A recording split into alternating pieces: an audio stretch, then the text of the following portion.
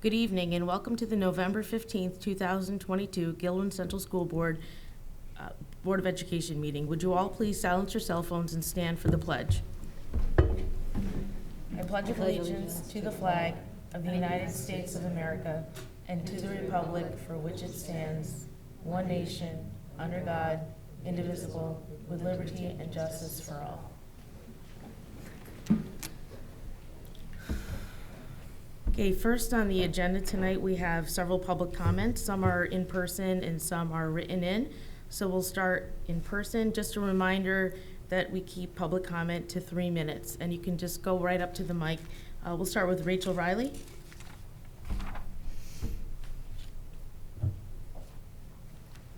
Good evening. I've been asked to read the following from a member of our community.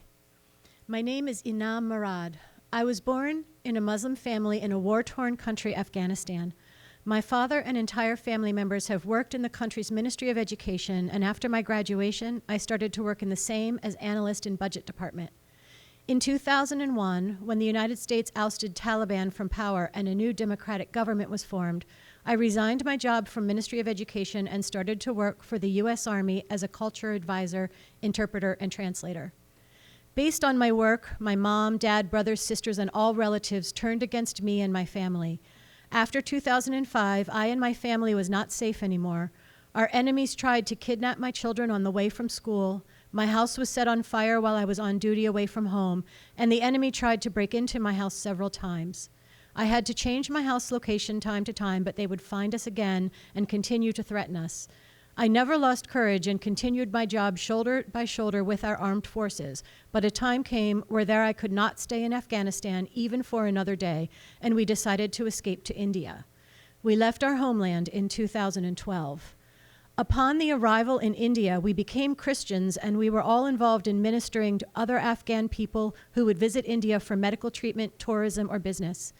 Based on that, again, we were mocked, humiliated, stoned, and my house was attacked by some anti-Christian people in India. After long suffering in India, we, the family, was granted special immigrant visas, and we came to the United States in 2014. Here in the United States, we are still adjusting to new life. We still have not enjoyed our freedom because it is much more challenging for a big family to start from scratch in every aspect of life, let alone in security. My son, Issa Syed, was assaulted in Guilderland High School for no reason, followed by another attack, followed by intimidating text messages and death threats. Yes, we are all exactly threatened and attacked here in the United States as we were once in Afghanistan. My family is scared of what if they attack our house. My son cannot go out, as well as my daughters, and I am also mentally alerted and started to use my tactics of survival, which I should not because we live in the USA now. I am in a condition now where I think where to go from here, where to hide, and where to run. The Guilderland High School is now trying to somehow remove my son from school because they are unable to control the situation. Instead of fixing and controlling, they are trying to escape from the problem, which I believe is not prudent. My question is that how many students will you send home to ease yourself? What about the safety of all other students? Why are we not able to work together to find and eliminate the existing issues? How many other students will you have to send home, but not even try to understand and resolve the issues fundamentally? We need to work together to ensure the safety of our children and their families for the future, because what I see now is totally unimaginable. Thank you. Thank you, Ms. Riley. Next, we have Rachel Dwyer.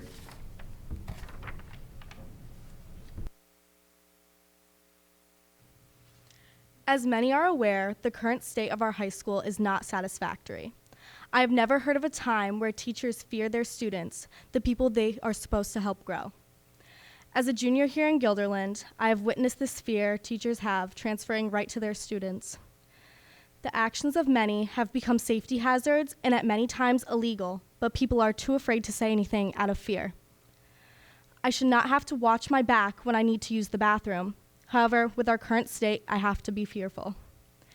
The high school being filled with illegal actions and safety hazards is distracting and harmful to mine and my peers' education. Last week, I walked into the bathroom to a group of girls sitting in a circle, vaping, with absolutely no fear of getting caught, and they had the the nerve to judge me. Sadly, this has become normalized. No fear of getting caught and no fear of discipline. By the end of the day, I am mentally lethargic, and not because of my workload, but because of the lack of structure and discipline the school has enforced. The lack of fear for some has transitioned to an increase in fear of many. Thank you. Thank you, Ms. Dwyer. Next, we have Madalena Riley.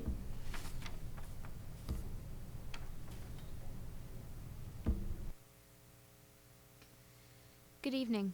I would like to take this opportunity to thank the board for allowing me to speak about an important topic. I'm here today to speak about the need for another school resource officer. Fights are breaking out very frequently in Guilderland High School, and it's very worrying. It's uncomfortable to walk in the halls, worried if I'm going to see another fight take place. It becomes a serious problem when students' education is stunted because of violence going on in these very halls. Guilderland High School has become an unsafe learning environment. Watching a beatdown take place during lunch and kids start pointing cameras and laughing is a horrible experience I cannot begin to describe. I implore the Board of Ed to approve another resource officer. While I'm fully aware that another resource officer is not the be-all and end-all of a solution, I believe it is an incredible vital step in the right direction to making our halls and school more safe for students who are just trying to get an education. Thank you for your time. Thank you, Ms. Riley. Next, we have Kaylee Green.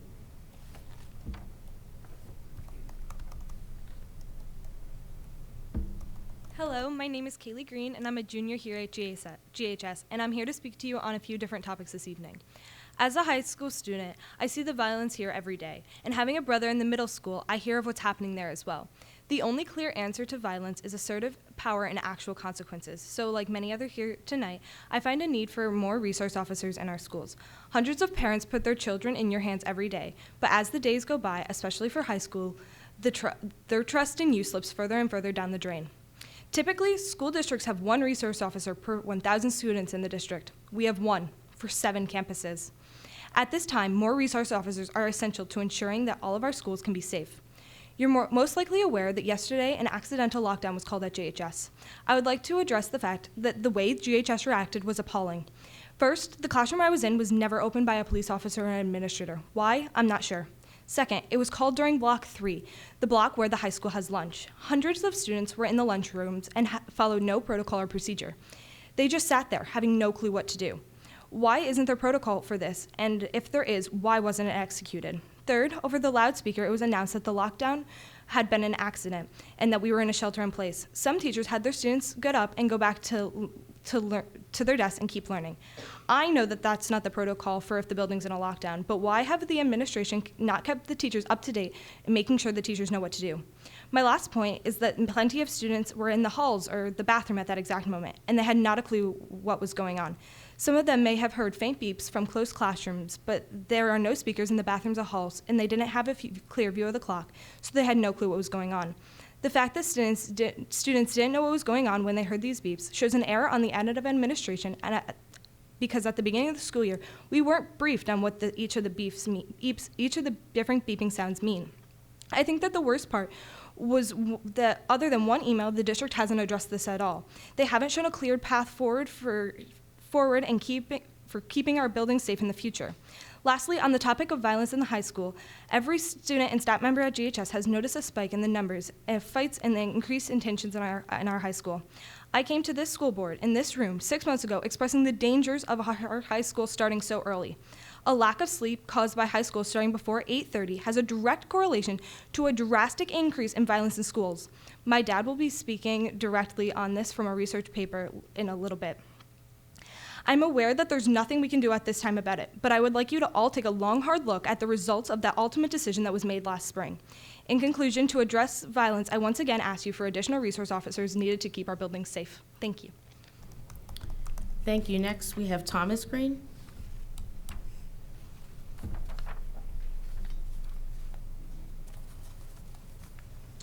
Thank you. Good evening. My name is Thomas Green. I am a taxpayer and property owner in the town of Guilderland. I have 2 children in the Guilderland School District.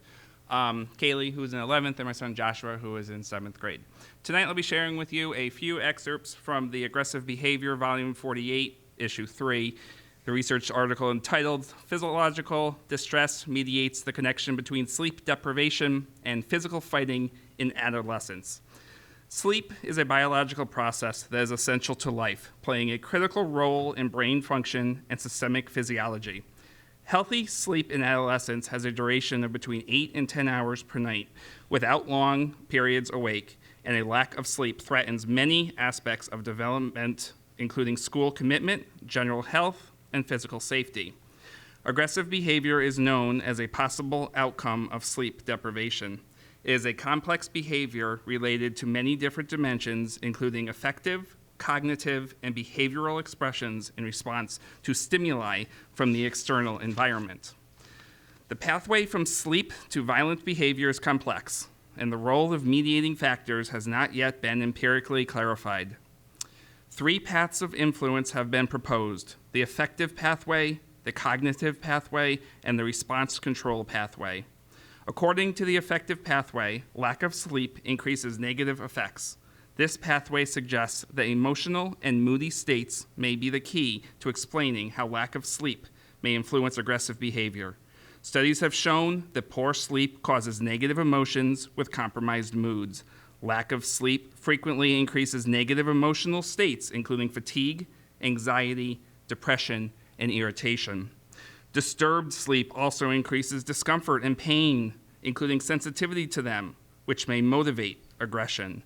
Lack of sleep could also be related to hostility and aggression because it induces more negative interpretations of other people's behavior than is really the case. This illustrates the second, cognitive pathway. There is also a third pathway, the response control pathway, which implies that impulse inhibition is weakened by lack of sleep, which in turn impacts cognitive, response control processes, and complex decision-making performance. We can't go back and change the past. We cannot correct our mistakes in this life. But what we can do is bring the resources that are necessary to get this problem under control. And the only way we can do that now is through discipline. And we must hire more school resource officers to accomplish this. Thank you. Thank you, Mr. Green. We have 3 public comments that were sent to us, and so I'll read them in the order that they were sent. The first one says, Dear Guilderland Board of Education members, hello, my name is Katie Len. My husband and I, along with our 3 children, moved to Guilderland from Albany just over 4 years ago. Our oldest child, 15, is a sophomore at GHS. Our middle child, 11, is a 6th grader at FMS, while our youngest child, 8, is a 3rd grader at Pine Bush. This past summer, I attended all 3 in-person open houses. As I walked the halls of the high school during open house, I was amazed about how massive and spread out the building is. My thoughts then shifted to a building of this size with this many students, teachers, coaches, custodial workers, administrators, etc., has only one school resource officer, one. Guilderland board members, we must do better. Surrounding school districts have multiple school resource officers, yet we only have one. One school resource officer to cover 7 schools. Let's all think about that for a minute. One school resource officer to 7 schools doesn't seem like a safe or reasonable ratio to me. I'm not going to go on and on about why we need more officers. I think we all know why. However, I will say it is extremely disappointing that our school district will not financially support another resource officer. I would be curious to know where funds are allocated that are deemed more important and necessary than the safety of our children and employees of our school district. I'm confident in saying that I'm one of many residents in this district who feel passionately about our school's safety. So to the members of the Guilderland Board of Education, myself and many others in our community are strongly asking for consideration for the approval of another school resource officer. To say this is a must is an understatement. I thank you for your time and consideration in this extremely serious matter. Katie Len.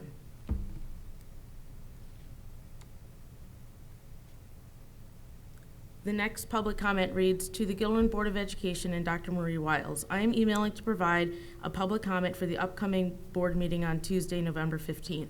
I understand there's going to be a discussion regarding adding an extra SRO to the district.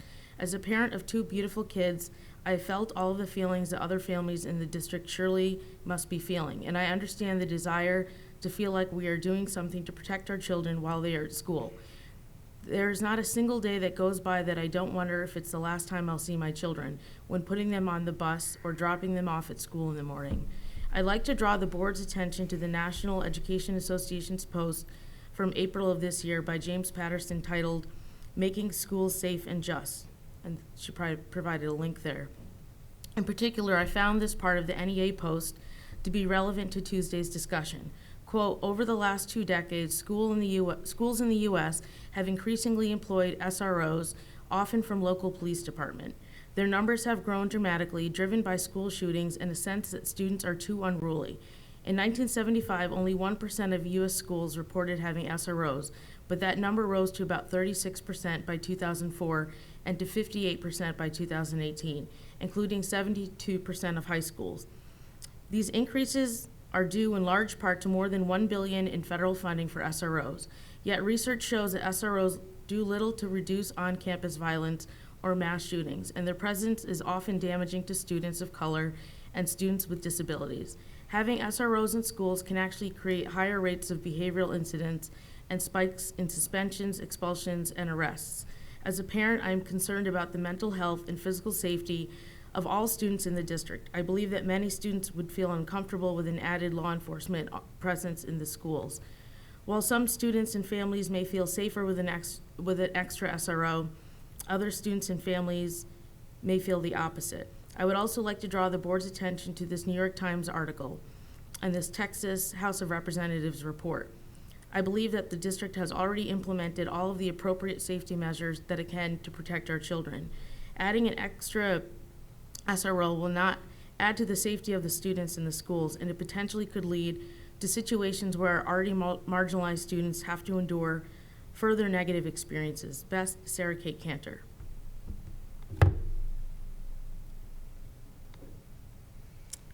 Third public comment. Hi, Board of Ed and Dr. Wiles. I am writing as a concerned member of the Gilroy community and want to express my concern regarding adding more school resource officers to Gilroy schools. My primary concern is that not all members of the community feel reassured at the sight of an SRO. There have been numerous studies over the past 40 years, some of which I have cited at the end of this letter, that demonstrate that SROs have not been proven to make schools safer.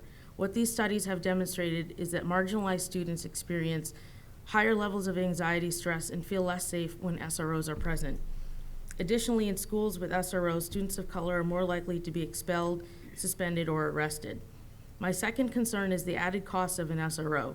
The money spent on an SRO would be better served in adding another school counselor, teacher, teacher's aide, or a coach that would directly benefit students, reduce a class size, or offer additional resources for students. My last concerns are the bigger systemic issues that adding an SRO would not resolve. The most recent example was a poorly executed lockdown drill at the high school on Monday. This apparently caused stress to many students and staff. There were numerous reports of breaking protocol, namely by a vice principal. Other examples are the poorly planned theme days and reports of racism that the DEI committee has been dealing with since its inception. When making the decision on whether or not to add an SRO, please take into account all members of the community and not just the loudest voices that repeatedly ask for another SRO with no concrete justification for their ask. Sincerely, Tony Rivera. Linda, do we have other public comments that came in?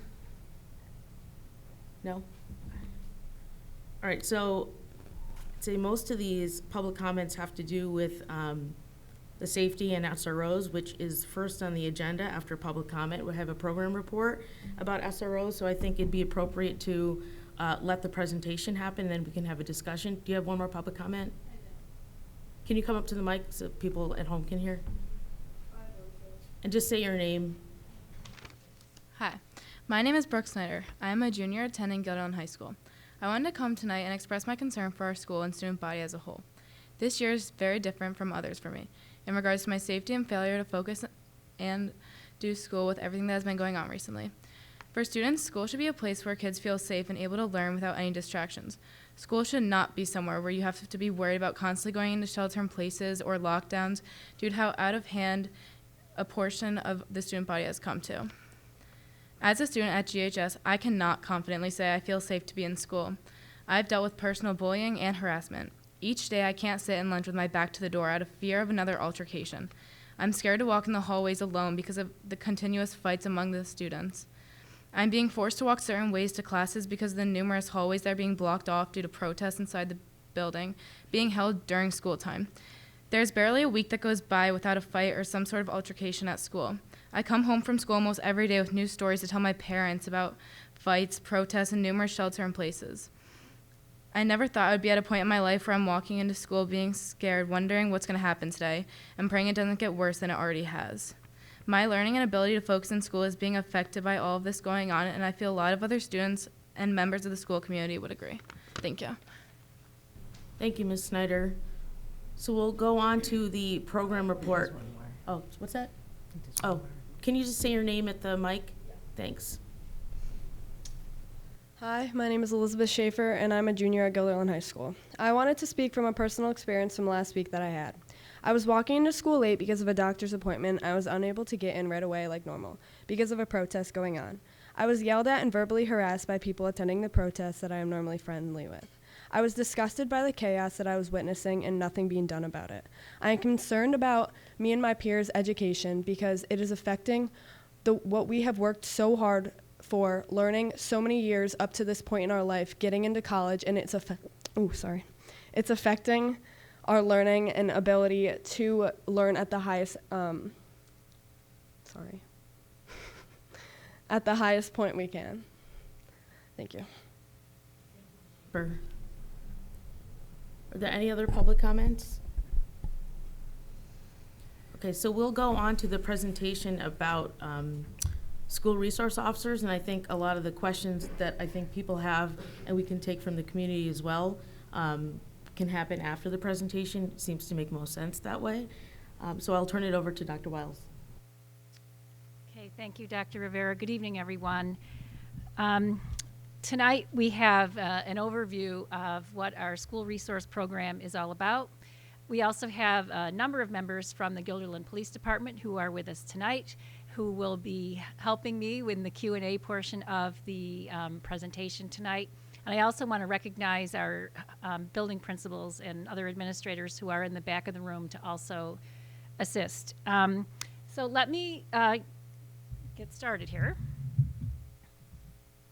And I'm going to start with what the mission of the school resource program, school resource officer program is all about. And it's basically two major areas. And the first is to promote school safety by building a positive school climate where every last person feels safe and students are supported to succeed. A lot of what we've heard tonight already.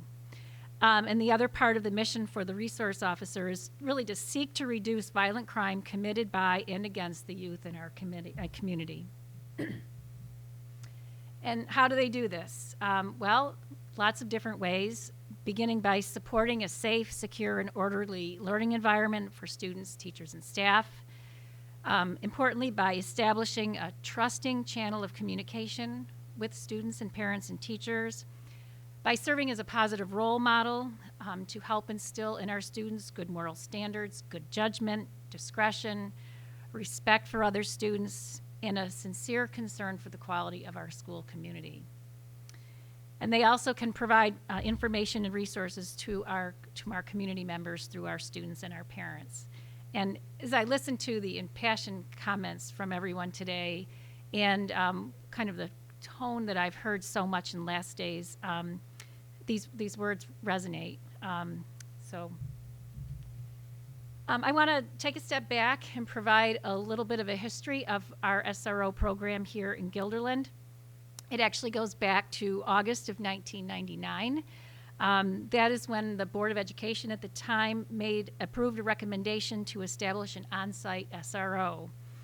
And then in January 2006, as we were kind of digging through our archives, we learned that the superintendent at the time actually did some additional research into school resource programs, but no additional change happened after that immediately until January in 2009. And it was at that point that the board approved the recommendation to hire a second SRO. So during that time, we had an SRO assigned to Guilderland High School and also to Farnsworth Middle School. And then in April of 2012, this was really the height or perhaps the depth of tremendous financial difficulties for Guilderland, but really across the state and nation. We ended up decreasing our SRO program back down to one SRO who was housed at that time at Guilderland High School. And this is the model that we still have today. A couple more history points. So last March 2022, our school board approved the Memorandum of Understanding with the Guilderland Police Department, which really frames what our current program looks like and really is the foundation of the points I'm making today. Many of these ideas come right from that Memorandum of Understanding. And then shortly thereafter, the town of Guilderland also approved the MOU. So following that, we have a school district safety and security committee that I want to just take a detour and talk about just a little bit. We've had this committee for a number of years now, and I know there's some interest, who's on this committee, what kind of work do they do? And so I just want to take a minute to talk about that. The committee is led by our school safety specialist, that's Tim Murphy, who we work with through Capital Region BOCES. Our facilities director, Cliff Nooney, is on that committee. Our SRO and members of the Guilderland Police Department join that committee regularly. Our head of technology is on the committee.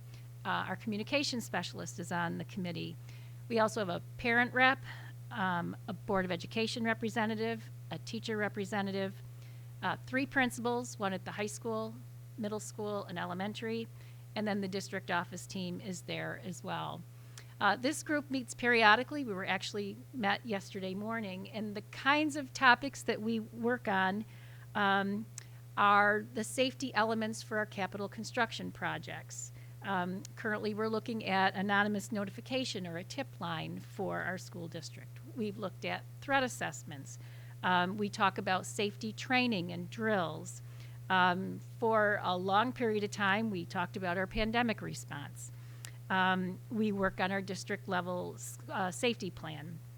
So this committee really deals with all of the elements that we talk about around school safety. And one of them was our SRO program. And last year, the larger committee created a smaller committee, a subcommittee, to look more deeply into the possibility of expanding our SRO program.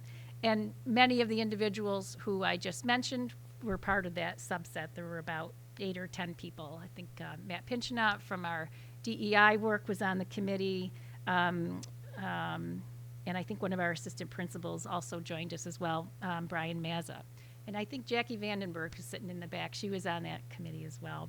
So we met a few times over the summer, and Chief Dan McNally joined us for our discussions as well.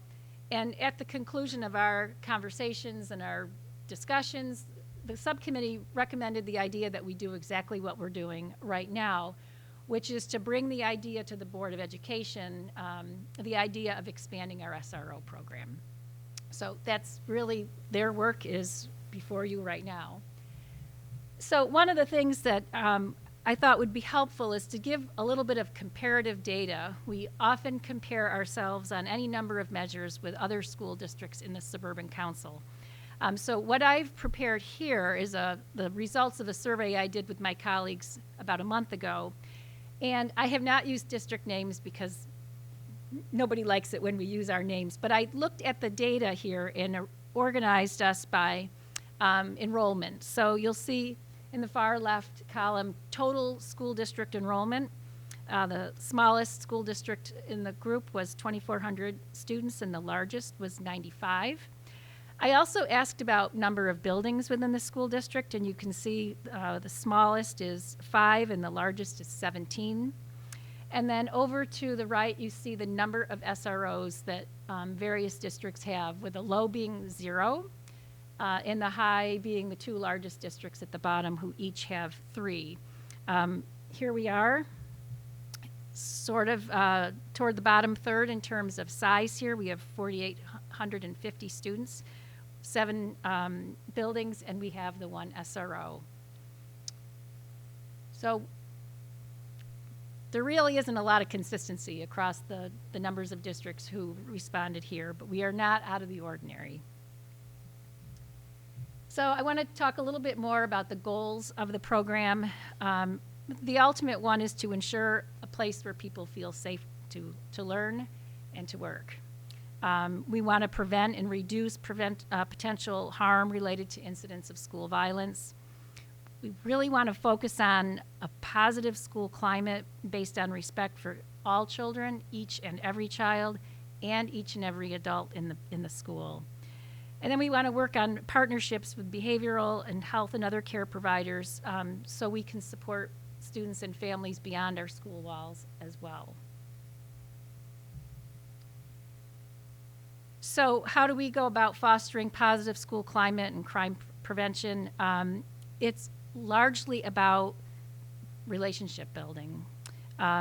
We talk a lot about how our SRO builds relationships with the students and the adults within our building in order to prevent problems. SROs also participate in a variety of activities to help build that open climate and culture of trust. Getting to know students, serving as a role model, and then being able to identify students who might need additional resources to be successful in school. And then there's a crime prevention element of this as well, and it includes a variety of things. Foot patrols, checking that our doors are locked, watching the cameras to make sure there are nothing worrisome going on in our halls, monitoring previous crime locations, helping investigate crimes, and assisting with analysis of the physical safety of our school buildings and facilities. So there's a law enforcement element of all of this. So SROs are responsible for the majority of law enforcement activities occurring at the school during school hours, but not, and this is really important, not general school discipline. The code of conduct is the work of the school administrators to manage. And there is the determination of whether an activity rises to the level of law enforcement is made in consultation with our school officials. Our SRO and our school officials talk all the time, and alternatives to arrest should be used whenever it's possible. There is a huge educational portion to all of this, and we strive and I think achieve having our SRO become a member of our educational team. Yes, they represent the law enforcement community, but they are part of the fabric of what we do here. So they engage in informal conversations, they engage in formal class presentations. So our students know our SRO, our faculty know our SRO, they're part of the learning process. And then working to be proactive in creating opportunities for learning to happen, we like to leverage the SRO as a resource. The way I like to think about it is an emphasis on the R, less than the O, more on the resource side of the work of our SRO. So here are the basics to enforce criminal law and protect student, staff, and public at large against criminal activity, to foster mutually respectful relationships with students and staff, to provide information, to provide classroom instruction on a variety of topics, and to coordinate investigative procedures between the police and school officials when there are law enforcement issues.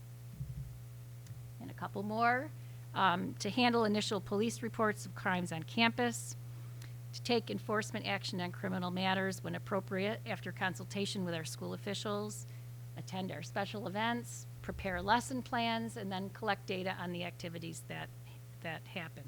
So there's a lot to it, for sure. So the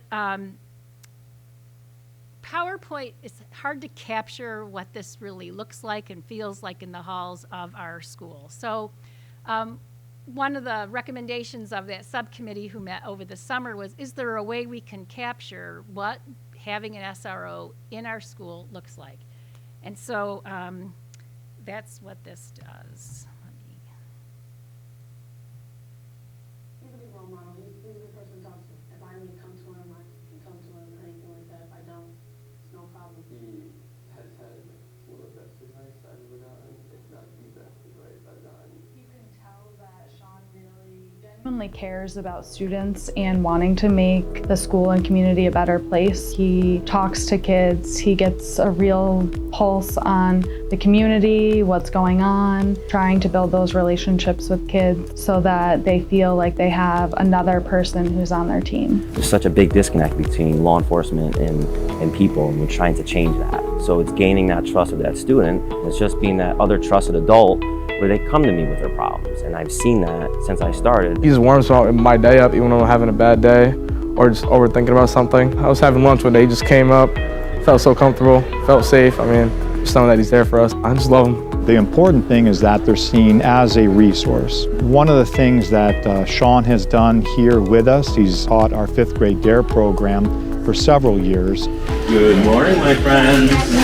When the school resource officer comes in and talks to our students and just answers questions, any that they have, one of the things he says is, I'm available at any time, stop in and see me. That position is invaluable to us at the high school, just to have an outlet for students, someone for them to talk to. We work really hard on making sure students have at least one adult member that they feel comfortable with, and for some students, that's Sean Ralston, that's the school resource officer. There's definitely kids who feel more comfortable going to him than, any other teacher. Walk by his office and see if he's in there, and you can pop in and say hello. He brings me peace. He's like a friend. You can come to him with anything. I just really like having him here. He makes me feel safer. We have such a big school district, and the school's big, and he can only be in one place at one time. So if we could definitely benefit from another. I know we can't have a school resource officer in every single school, but if we had 1 or 2 more where we can kind of be in that area for those students. The disappointing thing about the school resource officer is that he has to be shared with 7 buildings. We have a lot of needs. We have growing needs over the last few years. We need extra help.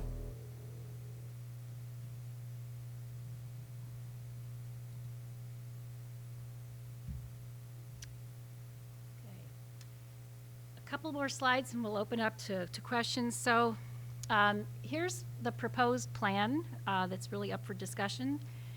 So the Guilderland Police have offered to assign an officer to serve as an SRO at Farnsworth Middle School for the balance of the school year that we are in right now, so 22-23, without charge. But going forward, as part of our budget development process for 23-24, the district would then go ahead and plan to fund an additional SRO, again, working with the Guilderland Police Department. And the estimated cost for 23-24 is $56,000. So with that, happy to take questions. I will lean heavily on our friends in the audience to come to the mic if there are questions directly for GPD or for our principals. But let me open it to questions to the board. I have questions, but you guys go ahead first. Okay, I think we can open it up to maybe the community first, and then I know other people have questions, so you can just come up to the mic.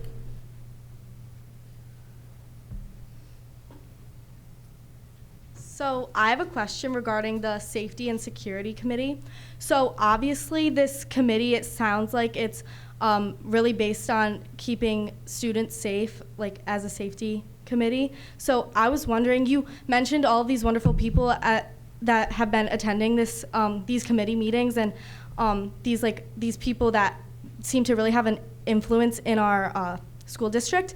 But since it's regarding the safety mostly of our students and obviously teachers too, but I was wondering why we don't have a student representative on this committee, as it can provide the student's position and how they would feel and how they are feeling safe. And I was wondering if you would be opposed to having a student representative on this.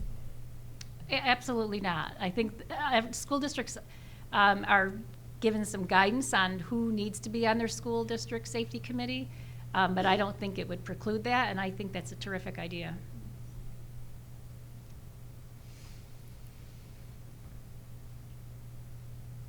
Other questions? I'll turn it to the board, and if other people have questions, just raise your hand and you can come up to the mic. Oh, you have a question?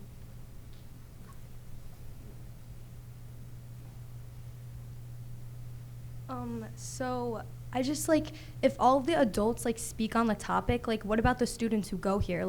I just think if adults are speaking about safety within the students, they're just hearing about it from their kids. I think if more, I agree with what Rachel said, if more people could, I just think more students speaking about the topic would give you more of a reason to believe that we do deserve another SRO officer, because I think if just adults hear stories from their students, it's not really fair to us, because during the lockdown situation, I felt unsafe, but I just think adults don't, adults giving letters and recommendations isn't the same as students. So I just don't know why students don't speak about it more. I don't know.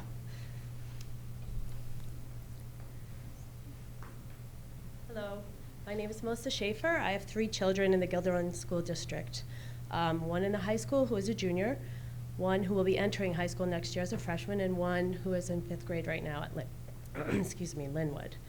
I just find it to be absurd that on a daily basis my kid is coming home and saying, oh yeah, there were 2 more fights today, Mom. One with a weapon, one without.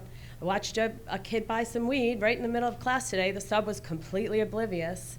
Oh, someone else got milk today in school, Mom. It's just absurd to me. They showed me a video of one of their friends walking next to a principal in the hallway and just was smacked right across the face, full throttle.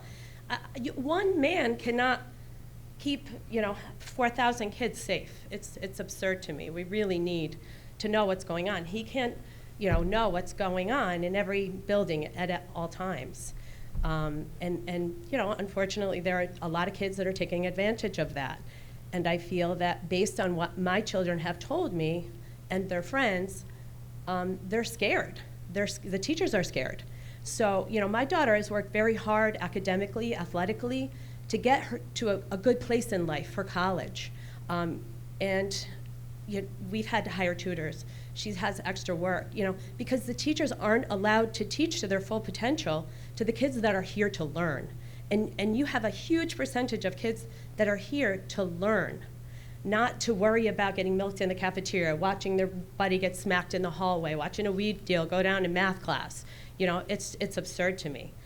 People move to Guilderland with the idea that this is a wonderful community and a great place to raise your children. And this year has just really opened my eyes to some things that are not so. So thank you for your time. There's another hand over here, the question. Hi, I'm Savannah. I'm a senior at Guilderland High School. I'm also a student representative on the DEI board, so I see some familiar faces. I just had a question regarding the SRO hiring. Will you guys be taking into account gender? Because I know our current SRO is a male, and I think it'd be really important to take into account whether you would be hiring a female or a male, because obviously it's really unfortunate to say that there's a difference between female safety and male safety, and I was just wondering if you guys would be open to hiring a female officer, because I think a female officer would be really beneficial to the female identifying and also even non-binary identifying population, because there are differences. So, thank you. No, that's great, Savannah. Thanks for being here tonight. I'll speak for myself when I say that what we hope for in an SRO is someone who can connect with their kids. Officer Ralston's been terrific doing that, and we would play part of the role in selecting the SRO. The other part would be largely done by the Guilderland Police Department. So maybe I'll put one of the police officers, Chief McNally, on the spot here to to offer some insight into the process by which SROs are selected. And thank you for inviting us to talk tonight. This is great. So in our selection for any officer, we look for the best educated, the best fit for that position. We don't generally look at race, sex. We look at the very best officer, but I do take into consideration that question about having a female officer there. Just like when we try to do our selection for officers based on the demographics of our community, to try to be aware of that situation so that we get the right people. So again, I try not to select by race or sex the very best person. We're going to include the school with information on what we're selecting or who we're selecting and have them come in and be a part of our interviewing process. I'm not opposed to having a student on that committee as well to come in to help with that selection process. So I hope I answered your question. Go ahead.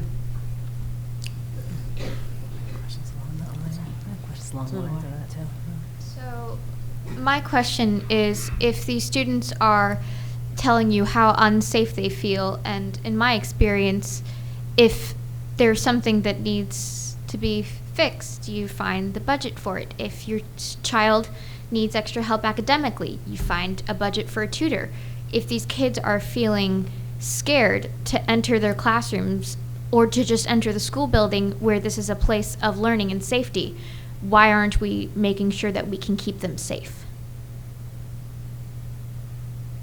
So I think we have other questions we're going to ask regarding that, specifically about the process of hiring or what the district wants to do, but I don't know if you have a more specific question for the police in the back or for Dr. Wiles.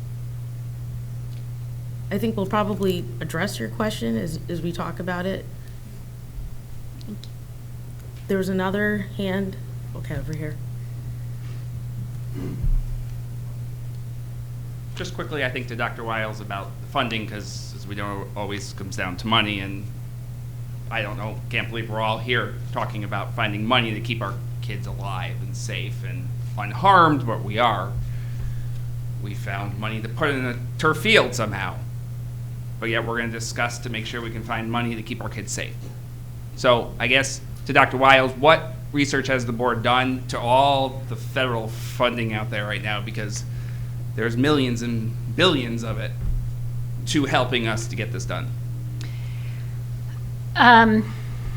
Not a ton, to be totally honest with you, but I'm happy to look at what grant funds are available for us here in Guilderland. If that could be a possibility for us, that'd be terrific.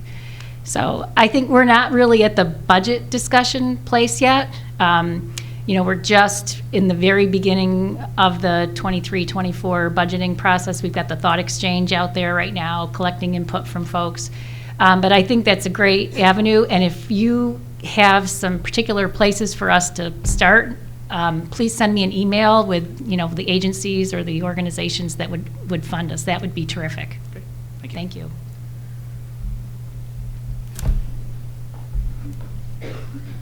My question would be, personally, I'm in favor of additional SROs, but I respect that not everybody is in the same position or feels the same way.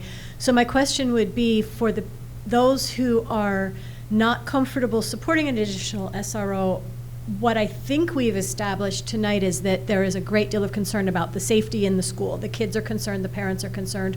So for those people who are not in favor of additional SRO, and it would be very helpful for the public to understand what plans you do have in place, because the current situation is not working.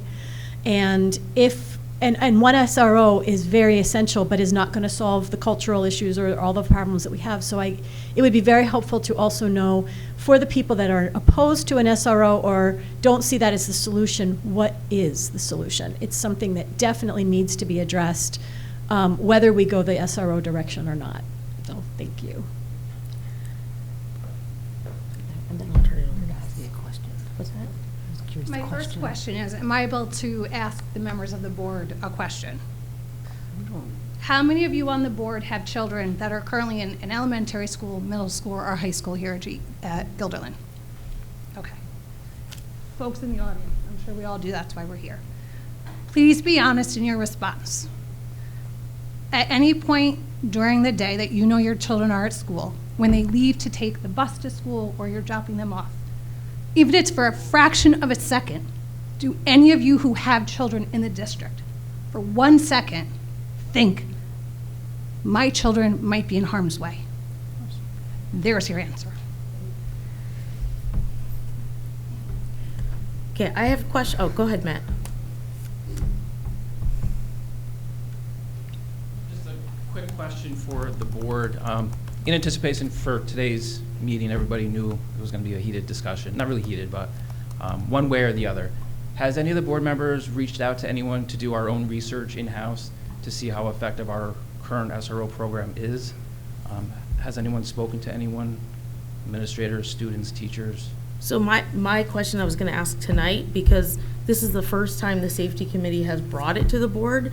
So my question was to ask that. I know there's a couple Right, of people. maybe officially to the board, but this has been a conversation all board members are aware of Oh, yeah. for several months. For sure, but we are not So- allowed to, You can't talk to anybody? We're not allowed to deliberate if it's not in public.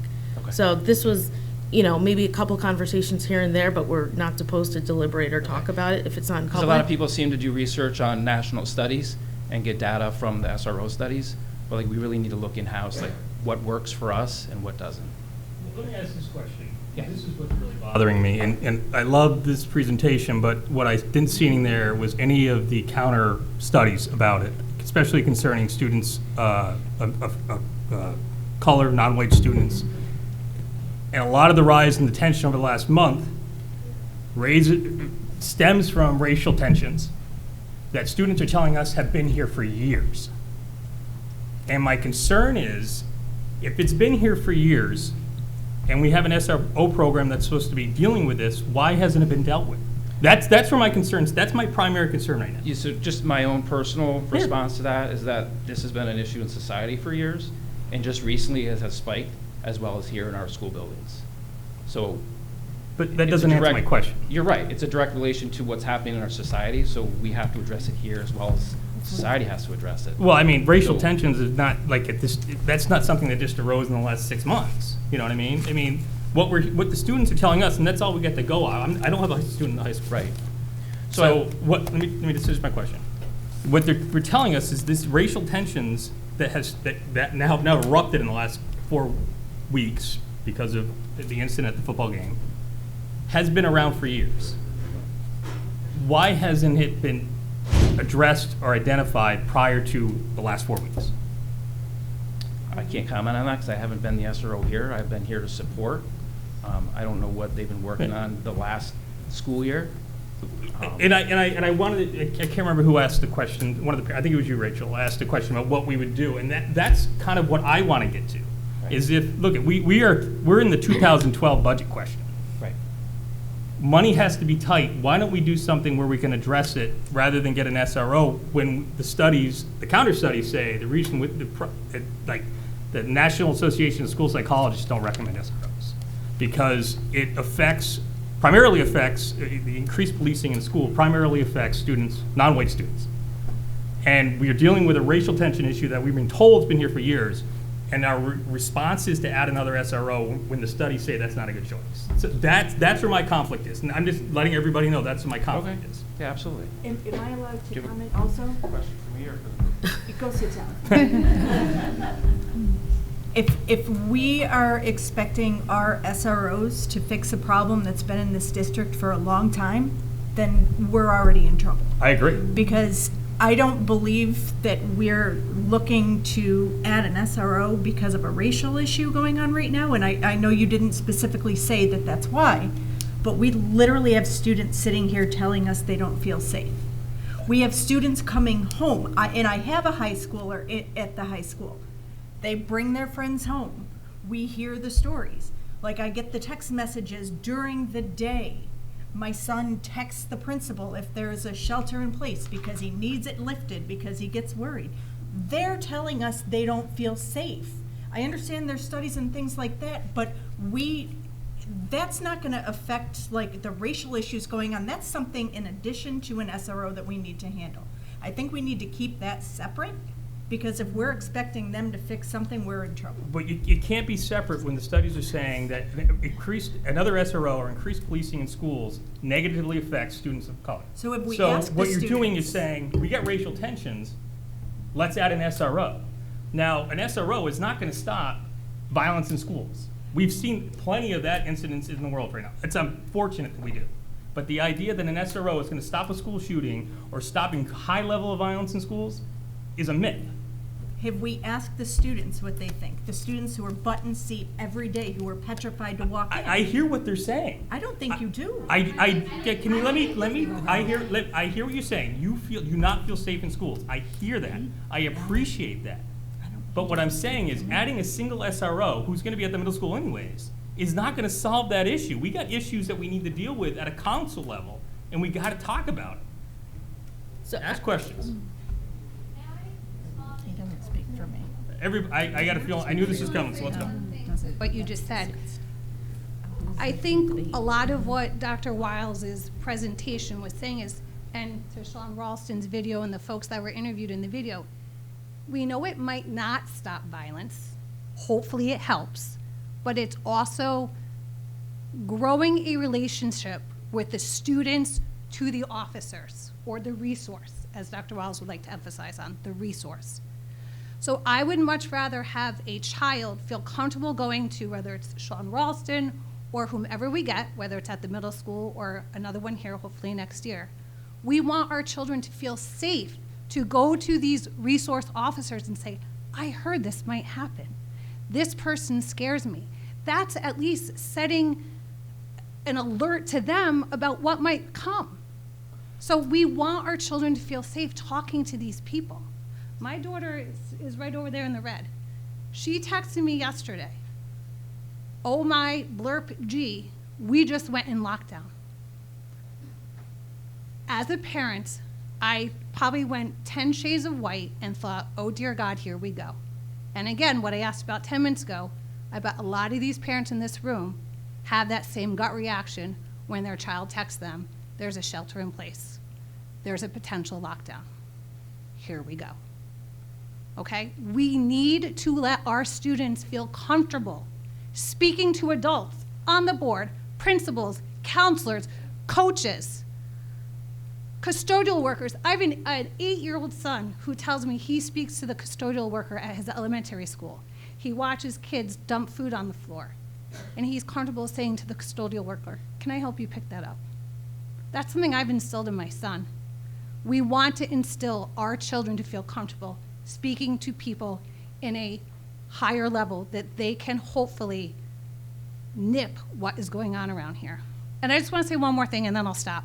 Dr. Wells had the slide up from 2012, one resource officer is what we went down to. We had one, then we had two, we're back down to one. That's 10 years ago. How much has our student population grown in 10 years? Okay? And then, I don't know if it was possibly you or Mr. Green asked about, have funds been explored? And you were very transparent and said, not very much. In 10 years, we still have one resource officer. We have to do better. I'm one of the letters that you initially read as a public comment. We have to do better. Thank you. This is probably the beginning of a bigger discussion. We didn't set it up like a discussion so we can go back and forth. I have questions. I know other board members have questions, so I'll just start with one, and I'm sure other people can jump in with other questions. Because it's been mentioned about having an SRO here at the high school, and I know that the plan, from my understanding, is if there is another SRO to be added, it would be at the middle school. So I'm just asking if Mike or somebody else could speak to the issues that would be addressed, or that, I guess, like, what do you need, the needs that are not being met at the middle school that an SRO would be helping with? Just because we have not had this discussion in public yet, so I think everybody who has these questions would like, this out there. Thank you, Dr. Rivera. I appreciate the opportunity to address the board on this question. Here's how I see it. A school resource officer is another resource for the middle school to support, empower our students to be safe, be respectful, and to make sure that their mental health and wellness is where it needs to be. It all boils down to relationships in this work, so it takes a special individual who is in the role of an SRO in order to do that, especially at the middle level, developmentally. So I'm excited to be at least invited to the table with the chief and as they recruit for future. This year, whoever's assigned to the middle school, I believe would be a familiar face, which we already have a relationship with. They already have relationships with kids. So I think it would be beneficial to help meet some of the needs that we have. Our behavioral challenges are a little bit different than the high school's challenges, developmentally different. However, we have seen an uptick in some of our disruptive behaviors. We have seen an uptick in some of our instances of physical fights, things like that, that happen at the middle level. Having an officer on site would help us facilitate solutions. I'm looking at it more from a lens of, right now the reality is my access to the one SRO is a reactive access. Something happens, I need assistance from GPD, I call our SRO. To be perfectly honest, this year, due to the activity that's been happening up here, a lot of times Sean will say, listen, can you reach out to Officer Stallmer or Officer Hanslick or you know, because I'm dealing with something already up here. So evidenced by that, I would say an additional officer that we could deploy would be beneficial for some of the things that we're juggling as principals. Located at the middle school, I think there's a benefit to Westmere and Guilderland Elementary from a proximity standpoint. We would have a law officer housed at our building who could more quickly get to those campuses as opposed to Sean, who would have to travel from the high school. So I also think there's a value-added benefit for our elementary colleagues on that side of town. Okay, thank you, Mike. Yeah? Do other Any people other have questions for questions Mike? while I'm up here? Awesome, thank you. Thank you. So I have other questions, but I think other people on the board, so I'll give the opportunity to other board members too. Well, I kind of wanted to circle back to Nate's question. Sure, go ahead. My name is Blanca Gonzalez-Parker, for those of you who don't know me. I'm on the SRO subcommittee and on the District Safety and Security Committee. I am in favor of hiring an SRO, if not two. And the reason for that is that we have studied it not only as part of my degree for public health, but we studied that as a committee before we formed the subcommittee. I feel like it's an informed recommendation. With regard to your question/comment, Nate, this is not going to fix racial tensions. If you're asking why, if we've had an SRO for 2 decades, we still have racial tensions, I think that's an unfair question. What is going to fix racial relations? It's a part of a puzzle. It's a really important part of that puzzle. And frankly, we haven't grown or assisted the program that we began in 1999. If anything, we've taken away from it. We've given one SRO more work, and we haven't put any money into it. We haven't, it hasn't reached its full potential. And so this step, this having one full-time resource officer here at the high school, could potentially help. It could help, but you have to be open-minded enough and be fair with the expectations. Is the SRO hiring gonna solve racial relations? No, it's not. But that's not fair to ask. That's not what I said. Oh, it so sounded like that. It may sound like it, but what I was saying is we are dealing with racial tensions. Studies show that an increased police presence within school has a negative effect on students of color. So my concern is, we're dealing with racial tensions. That's what the studies tell us. Why would we take that step when we could take the money that we use and reduce class sizes at the middle school, thereby kids that are already on the fringe, who already feel disenfranchised, aren't pushed farther out because of our increased class sizes. Smaller class sizes, smaller cohorts. Take that money, get more people that can talk to our students and listen to them. It doesn't have to be an SRO to answer your question. They can talk. Your son talks to the custodian. Get some counselors in there. Get people who can talk to our students who they feel comfortable, that aren't disenfranchised by an SRO. Again, We are at the appropriate ratios for social workers and school psychologists. Is it ridiculous what the ratio is? Yeah, absolutely, but we are way under for SROs. It's not a ratio thing for me. My concern is the police presence, as compared to using a counselor to, at some level, or getting people who can come in and deal with the I think you just hit the nail on the head. That's the problem. An SRO is not just a police officer, Nate. but there And so are then police maybe you weren't presence within the listening, school. maybe you weren't listening to the And presentation. what I saw was an officer wearing a gun and a bulletproof vest. If that's all you see it as, then you're not listening to the whole What presentation. That's not what I'm saying. And you're not Blanca. trusting the Safety and Security Committee.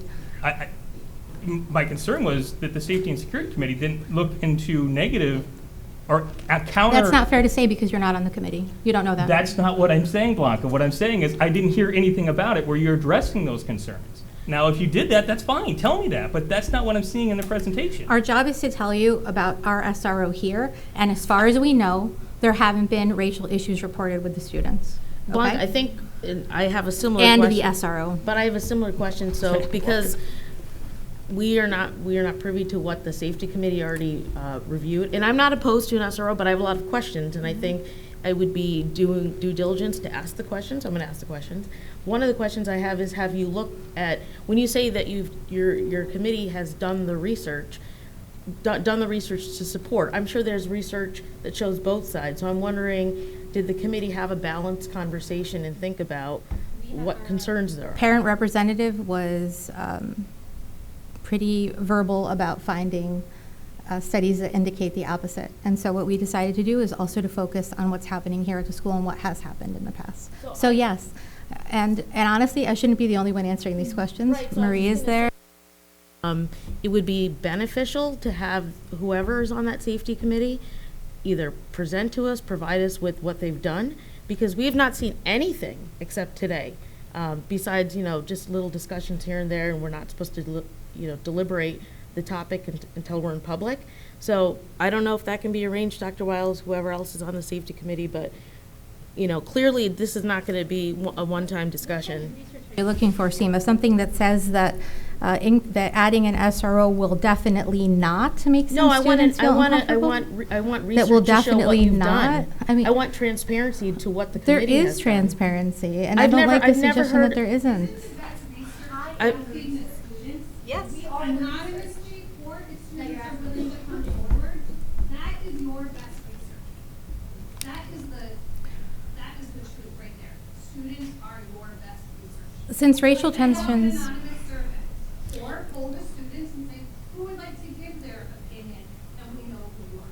That is your best research. Students don't really have a say in any of this. Like, you guys all speaking about this, none of us, like, except for those students who showed up here today, we did not know any of this was going on at all. Like, none of us have a say in this. And I think if you're asking students about their safety, they should be the first people you ask.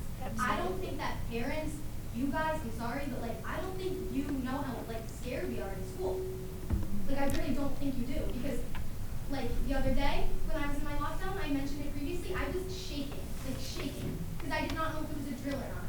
Like, that is a safety problem that you guys don't understand because you're not us. And I think if you like were to let us like explain, I have a perfect relationship with the SRO officer. I think you saw in the video, many of us do. I don't think it's just a resource. Like, it's not just like a person. It's just like a person you can go to. It's not just like someone that's there that you're scared of. That you said we were scared of. I'm not scared of him. I don't think any of them are. I think we all spoke about being like grateful that he's here. Dr. Wiles. If, that was actually the first question on my list, did anybody talk to student groups for their input or feedback about the SRO program in general, about, I know we've heard about safety, but was there any kind of thought exchange or survey, et cetera, given out to students? Not a formal one, no. I mean, we have the thought exchange going on right now, and I think there's quite a bit of activity around the SRO. You're also talking to us right now and you're hearing what we have to say. It was 5. Right, but we can't say that you're representing all of the student body. I think it's fair to give an opportunity for all students. That was the top of my list is, did anybody talk to student groups for their feedback or input?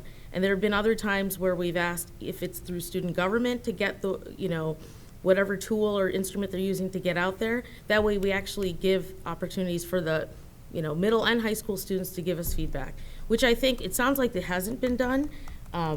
I don't know if that's something that either you or the safety committee or in combination could do, but I think that would be really helpful to hear from the students in that sense too, beyond the ones that are here in person. But I think it's great that you came in person and are advocating. So I don't think any formal process is happening. One of Mike can tell me otherwise. We will get that thought exchange out tonight to the student body. It'll be open through next Wednesday, so you have plenty of time to weigh in. And the section is just for students, so we can hear exactly what's on their mind. Okay, I have other questions. Other people have questions. Rebecca, go ahead. I have several unrelated questions, like they're not related to each other. But one is, you really emphasize in your presentation that SROs are not involved in school discipline. Mm-hmm. And we've heard a lot about school safety, and I really appreciate the students coming out and being brave enough to speak. But I'm not really sure how, if SROs are not involved in school discipline, how that would impact what they're experiencing, like in the lunchroom, or what they've described to us tonight. So I may turn to our SRO to answer this, but the role of the SRO is far more about building relationships with students to create a positive climate and culture.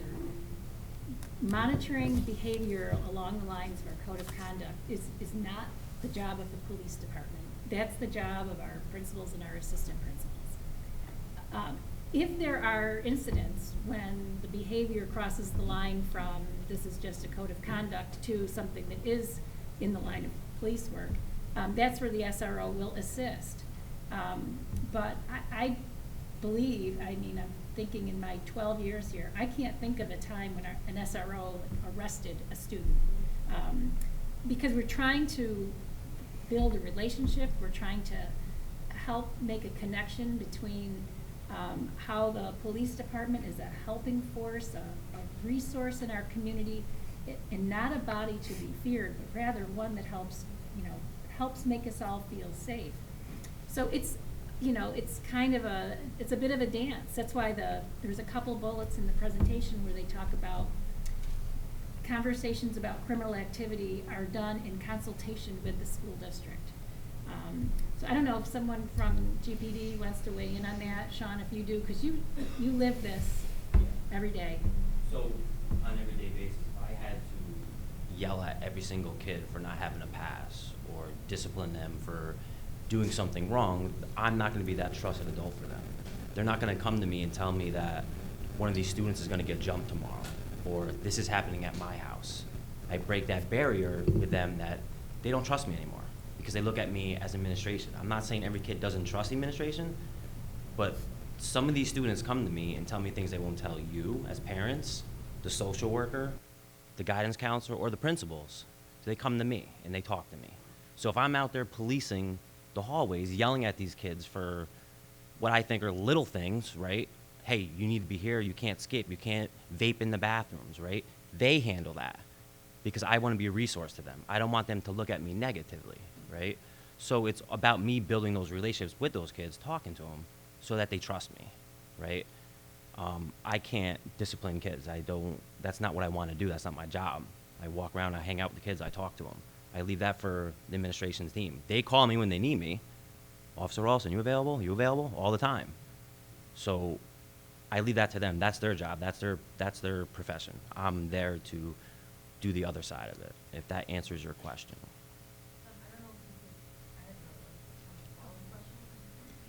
Nally can answer because this is just, I don't know. So if a police officer is hired by the police department and then they're placed in the school as an SRO, like what kind of training do they have for, I'm assuming, that I know there's an organization for SROs. That's just something I don't know about. Yeah, so we go through a lot of training. It's never stopping.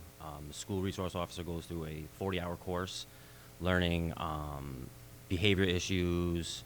We learn how to work hand in hand with administrators at the school.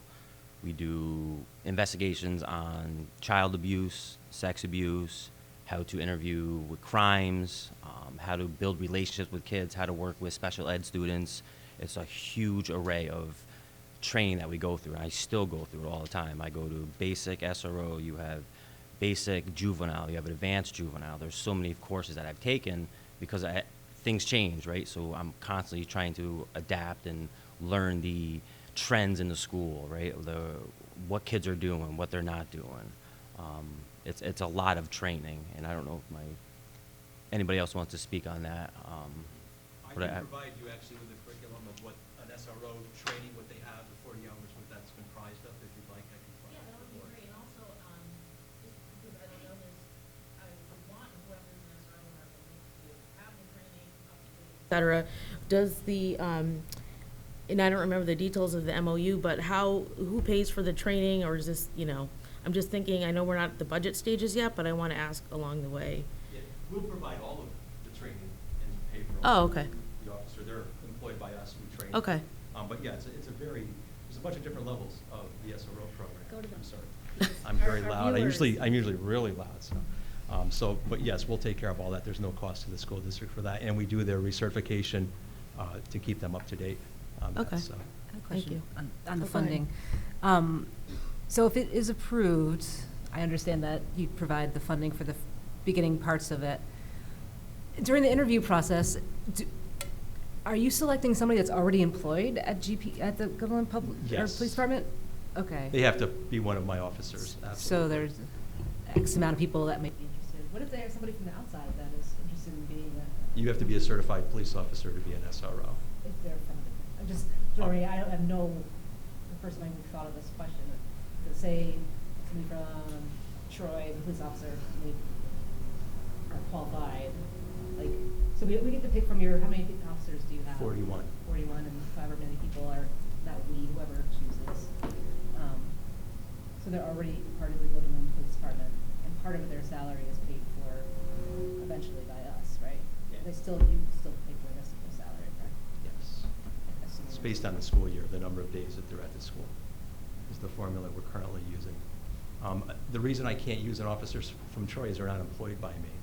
We have jurisdictional issues with county, and I have no control over that officer as far as our rules and regulations or anything like Yeah, I that. So. understand that. Say they would say they would transfer to. I don't understand how police work, how the. And I'm policemen always of police available officers for work. any of I'm you to just trying discuss figure this out. anything to do with police. So. I think our I'm always one we available. have is fantastic. Thank you for everything that you do. So I'm just curious how we would go through the process of. Yeah, I mean, that's my You question. understand, like, I don't. Because I don't know Sean personally, but I've heard just positive things.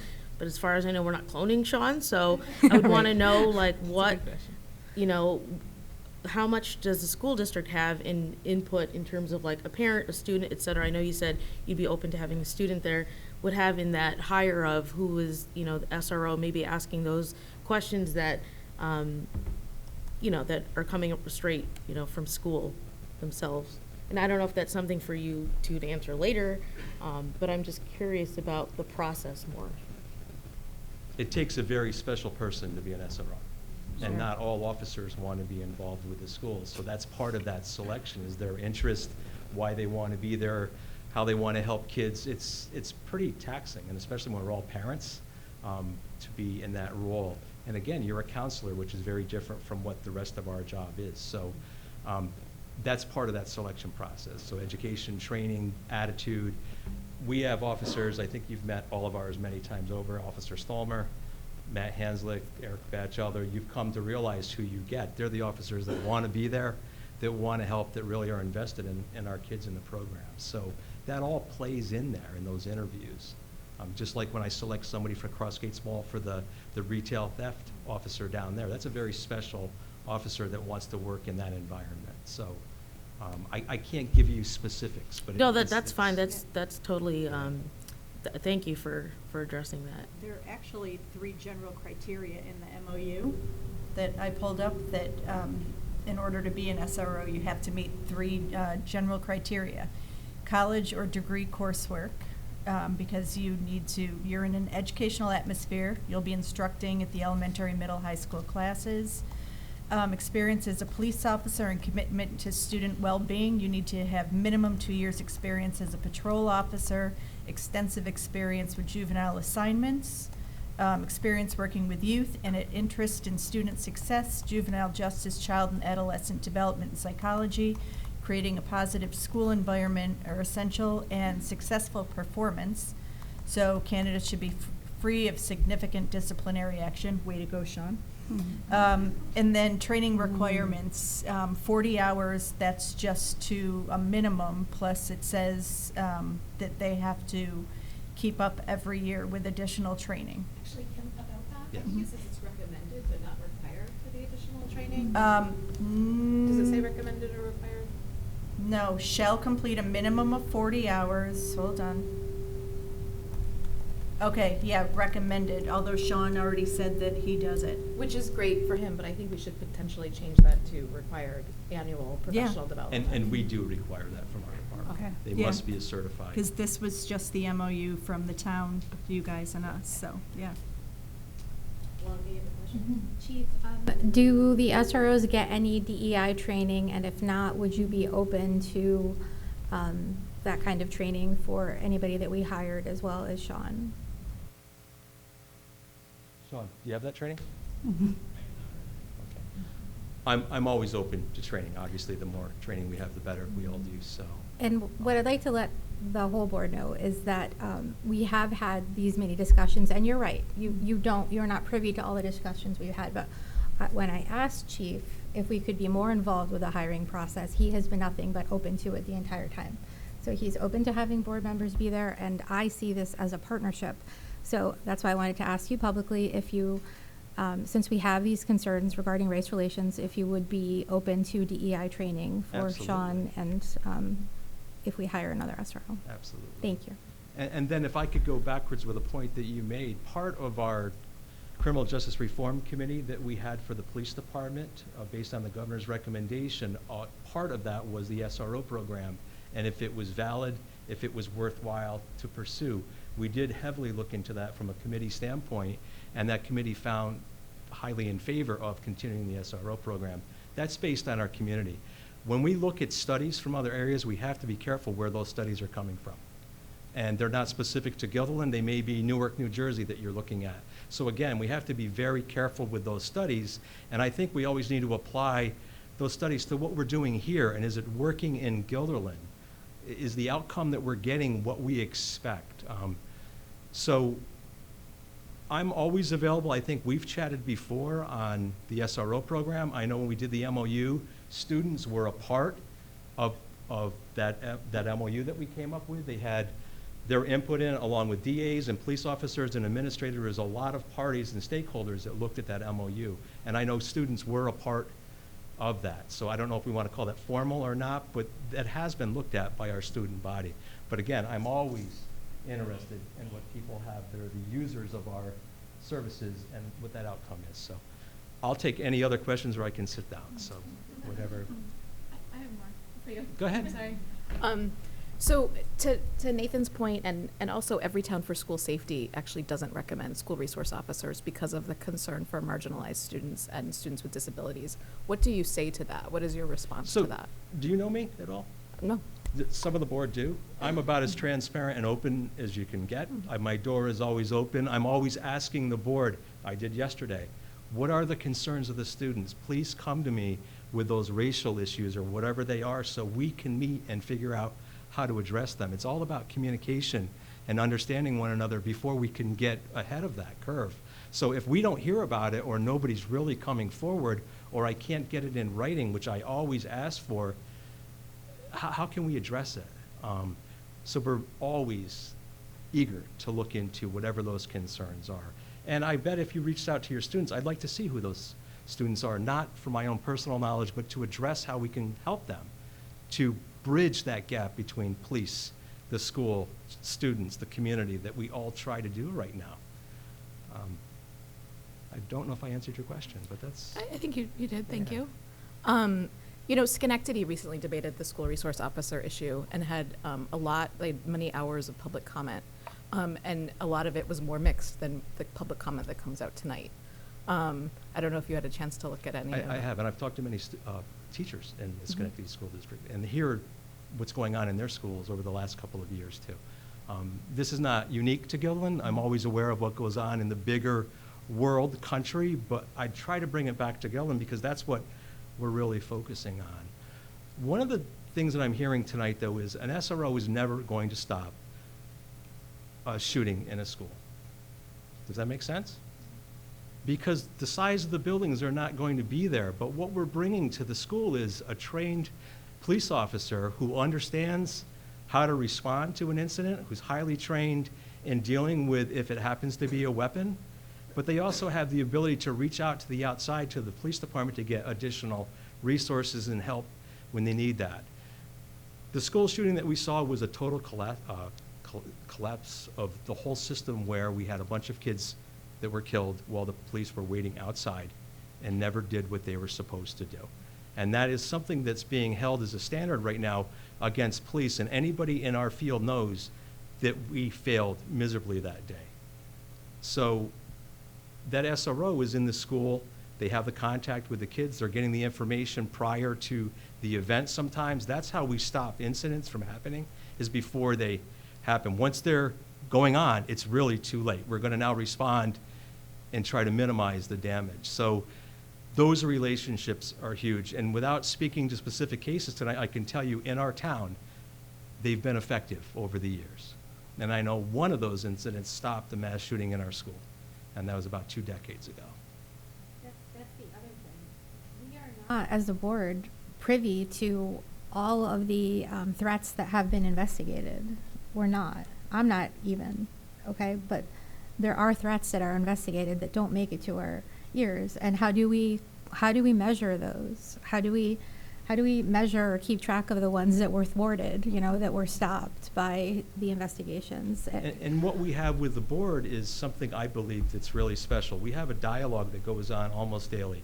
There's not too many weekends that we don't have conversations with the staff from our side, talking about how to better handle a situation or what happens if this goes on. We have that dialogue.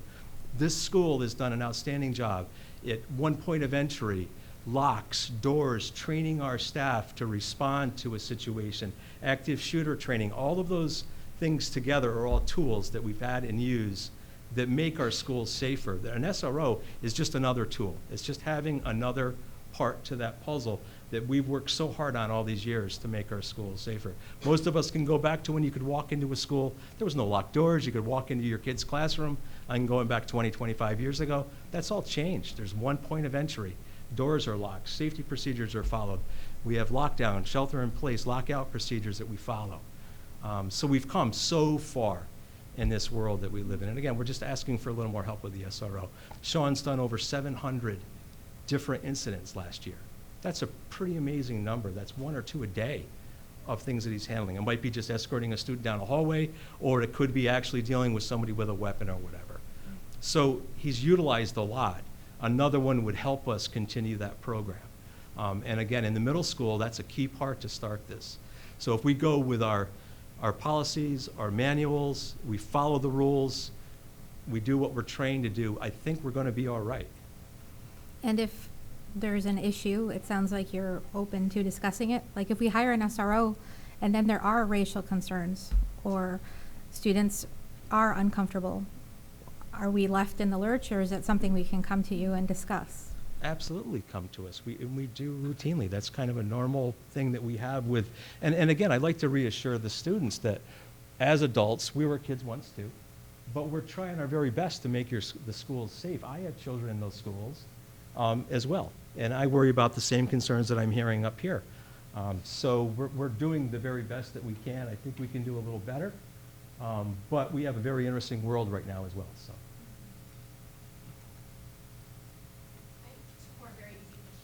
I like hard questions. Don't give me. So Schenectady refers to their school resource officers as community engagement officers. Is there any difference there, or is it just a verbiage difference? It is. There's no difference. Okay. And they're bringing that back now, as you saw. They just added a lot of additional ones back to the school that they had lost through funding, et cetera. Okay, but there's no difference. No difference.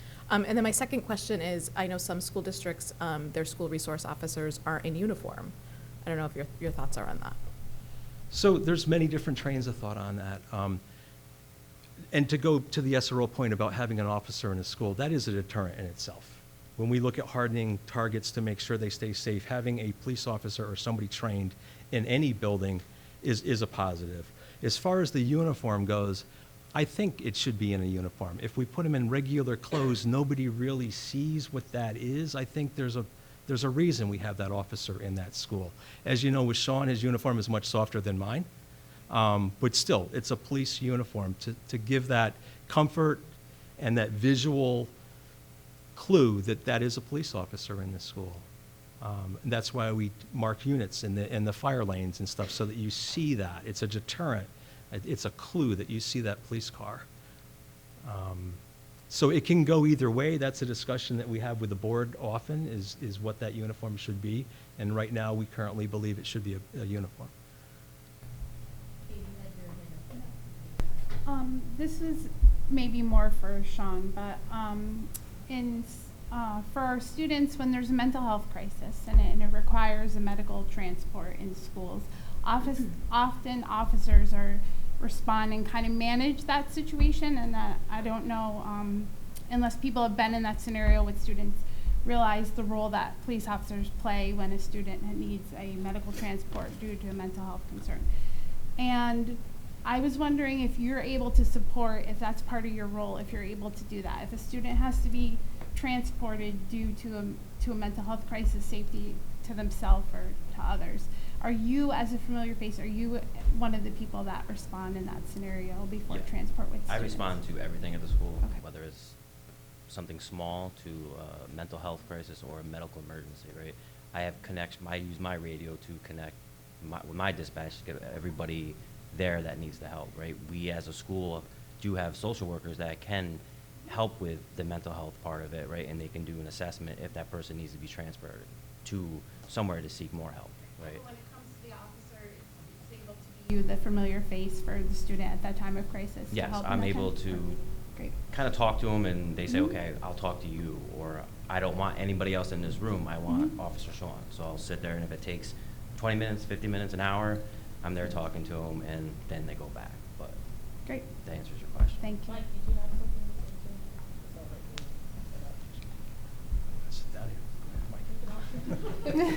To respond to your question, Katie, actually, last week, we had a student medical emergency at the middle school, and Officer Hanslick heard the 911 call, came over, and from my perspective, he was another resource for us to manage the situation, to help close the hallways, to help safely escort the family out of the building. He was able to then, make sure that the family was set as they were going in the ambulance down to Albany Med. So in terms of his role in that situation, from my lens, he was an additional person that I could lean on to say, hey, you stand here, we'll block and get everybody out safely and without having any embarrassment for the student. So that's how it plays out in real world. So does anybody else up here have any more questions? So it's almost 9, and we're at the start of our agenda. There's a whole rest of the board meeting agenda to get through. So I think that it would be probably, do you guys have quick comments or questions? Yes. Kind of quick? Okay.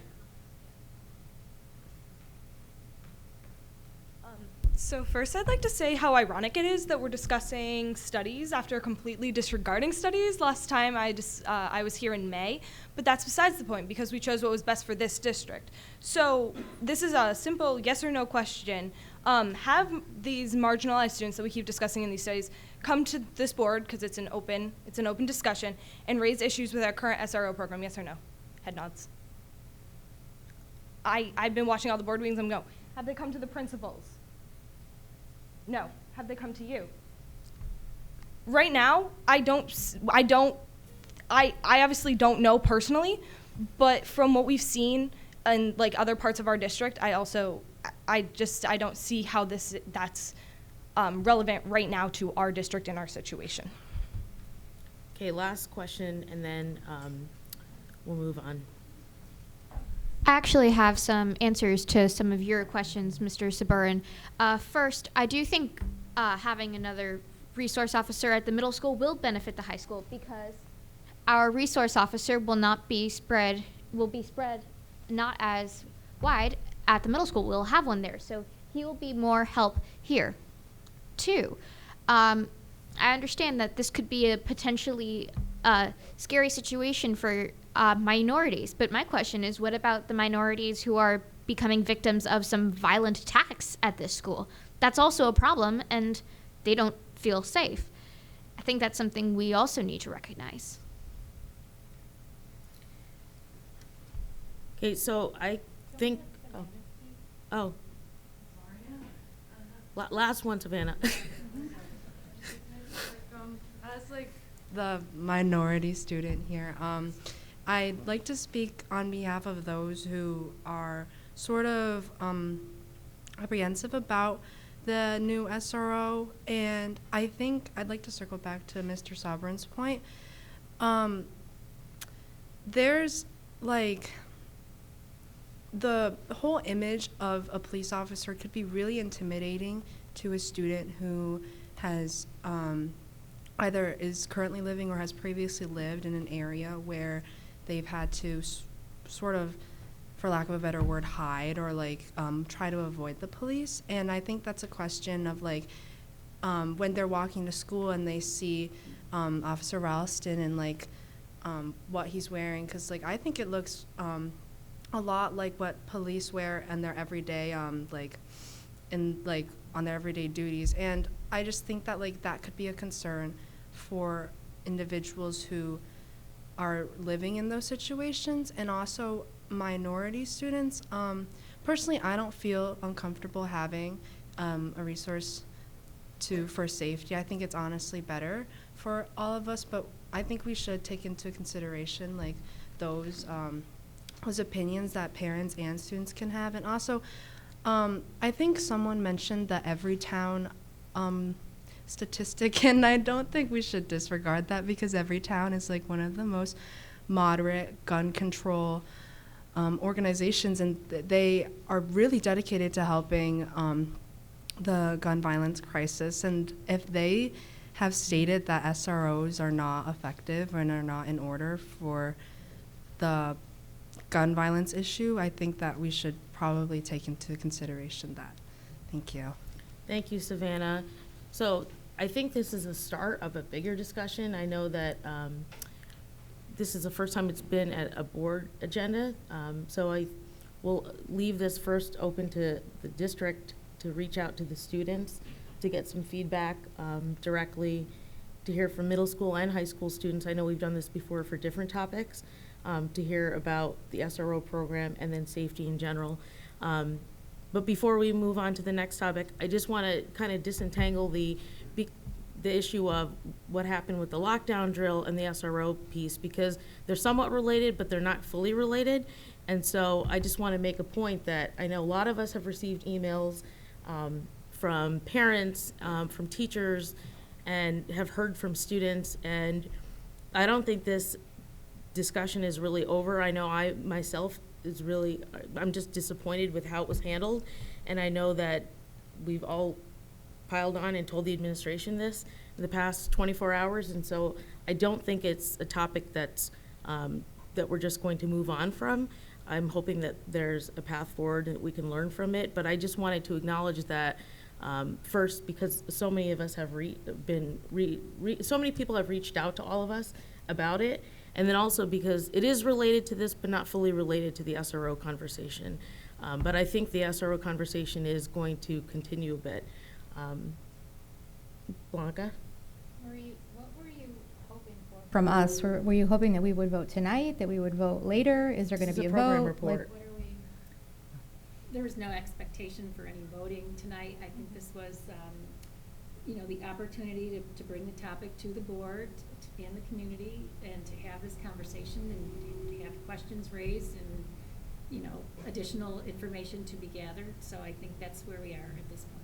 And Chief, does the generous offer that you have expire? Because I believe you made this offer originally in August.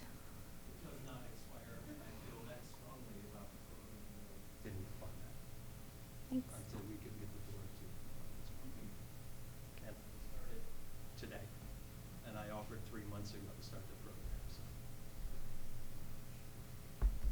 I would feel more comfortable if we had some kind of timeline at least, because we are still seeing an increase in fighting. Our administrators have told us that they could use some help, and so I feel like we're leaving this a little sort of abstract. We're going to think about it and ask questions and get more information, but there doesn't seem to be a definitive timeline of any kind, and that concerns me. We have an offer on the table. We have students who are concerned. We have community members who've come out. We have administrators telling us that they could use an SRO at the middle school, and we're kind of not even letting them know when we might have a decision or an actual discussion about it. I can jump in. I'm looking at the list I've made of things that we can work on that should not take a lot of time. One, we can get the curriculum from Chief McNally. That will be an easy one to help us understand what's the scope of the work and what our SROs learn. I heard loud and clear that we want to hear from our students. We can do that, I think, in short order to get their input. And I also heard that we can, this might be a longer term thing, but start doing some research into what grants are available so that it becomes a moot point in the budget piece if in fact we are eligible for some grant funding. So I think those three things can come back to the board at the December 6th meeting. And then I guess I would ask if there are other outstanding questions or needs for information that it gets sent to me so we can coordinate that as quickly as possible. I mean, one question that I would like to, I know that you can't just answer it, but you could add to this, is that I feel like it was nearly impossible to find $8,000 this year to get those extra coaches, and that's under $10,000. So now we're looking at $56,000 for next year. So I just don't want this to be where we're not talking about this until the very end of the budget season. So just where do you think that money could come from? I know you're talking about this year being from the police department, but really that's just the rest of this year. We're talking about the budget for next year. Yeah, that's 100% correct. And the difference between this conversation and the one in the coaches is that we were finding money in a budget that was already done. And in this case, we would have the topic about the $56,000 in that list of priorities that we would consider for funding going forward for next year. So it would be, you know, what are our priorities, which is the discussion we always have when we're doing the budget. Quick question, is the $56,000 the total salary, or what Gilderland, you guys would pay versus the police department? It's our cost. Okay, so then the police department's the other. I don't know what the balance is, I just know what our part is. Okay. Well, I'm just saying, I think that needs to be explained, because we're sitting here saying, is the total 56 that's split, or a third? No, that would be the amount the district would be billed from the GPD. Okay, so I'm going to move on to the consent items, but I'll give everyone a minute in case they want to leave before this part.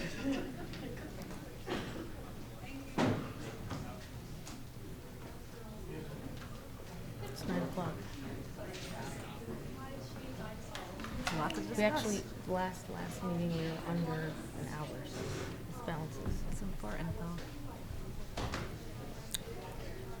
All right, so moving on to the consent items. This includes the minutes of the October 25th meeting, the November 15th personnel action, and the financials, A through D. Can I have a motion to approve the consent items? Nate, second Rebecca. Any questions or comments?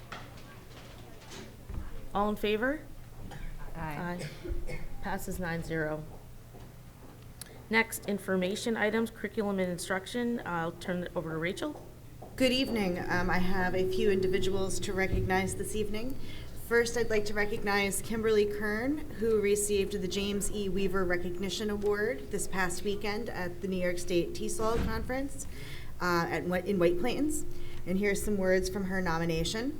Kimberly Kern is a student in the Clarkson University's Master of Arts in Teaching ESOL program, Capital Region campus. She has over a decade of experience working with K-12 students as a teaching assistant in the Guilderland Central School District, many of whom are ELs or multiple language learners, and has taken steps to become a certified ESOL teacher in our graduate program. Kimberly is in her second of 4 semesters of the MAT ESOL program with a 4.0 GPA for the 15 credits of 15 credits of TESOL coursework that she has already taken. She will complete her year-long student teaching residency in the Guilderland Central School District and will finish her MAT ESOL program in June 2023. So congratulations to Kimberly. Also, I have 2 English teachers to recognize from the high school. Each year, the New York State English Council, or NYSEC, recognizes excellence in teaching by presenting awards at their annual conference. This year, Robin Zisa, a GHS English teacher, has been selected as a recipient of NYSEC's Educator of Excellence Award. I would also like to recognize Chris Mazura, another GHS English teacher who is serving this year as the NYSEC president. So congratulations to both Robin and Chris. Thank you, Rachel. Next, I'll turn it over to Dr. Wiles, Superintendent Information. Thank you so much. My first item is just a brief update on our Superintendent's Conference Day, which was held on November 1st. We held our third conference day of the 22-23 school year. At the elementary level, half the day was utilized for parent-teacher conferences. Teachers and staff participated in a variety of trainings offered, including Stop the Bleed, that was for our nurses, Promethean board training, de-escalation training, praise training, that's the Citizens Response to Active Shooter exercise. And then we had some elementary science training as well. Matt Pinchinot presented training for understanding, and there were DEI discussions held at the high school level in the aftermath of the incident that's been referred to many times. The middle school offered professional development options in 3 strands: DEI, mental health and wellness, and technology. And then we also hosted Natalie McGee from Progression Partners to share information about our equity audit, including the equity learning blocks that began the day after our conference day and continued through Monday, November 7th. She spoke with our staff at 3 different times, twice at the high school with groups, and then another session at Linwood Elementary. So all of our employees got a brief overview of the work that we're doing with DEI. And then we yesterday had our Expanded Leadership Council meeting, and we had an opportunity to debrief the day, to look at the evaluations that came in from our staff on the various programs that we offered, to take their feedback into consideration as we're planning our March Conference Day. And our March Conference Day is going to be much more building and department based rather than big programs district-wide. So overall, we think it was a very good day. We learned some things from the feedback that we'll take into our planning in the future. It was good. Keep going? Oh, yes, sorry. All right, next. Today is School-Related Professional Day. I guess we'll say it was School-Related Professionals Day. So we just want to join with everyone and acknowledge the school-related professionals who make such a tremendous contribution to our district and our students in our community. They work side by side with us each and every day and are often the unsung heroes of what happens in our walls and in our school buses and our cafeterias. So these are our custodians and maintenance staff, food service, aides, monitors, nurses, teaching assistants, clerical staff, and bus drivers. We could not do what we do without them, so appreciate their efforts. So I hope they will accept our sincere appreciation and heartfelt thanks. And I heard there were many treats around the district for our staff. And last but not least, we did launch a thought exchange yesterday, and I'm guessing it did not go out to students yet, but I will rectify that if it hasn't already done that, because we had some student responses in it. So anyway, they found the link somehow. So we're gathering input on the budget for 22-23. We want to hear from parents and community members, our faculty and staff, and also students. The exchange is set up so that you see thoughts and rate the other thoughts from that group. So parents and community members will evaluate theirs, faculty and staff will evaluate theirs, and students will evaluate theirs. It's a very helpful analysis tool.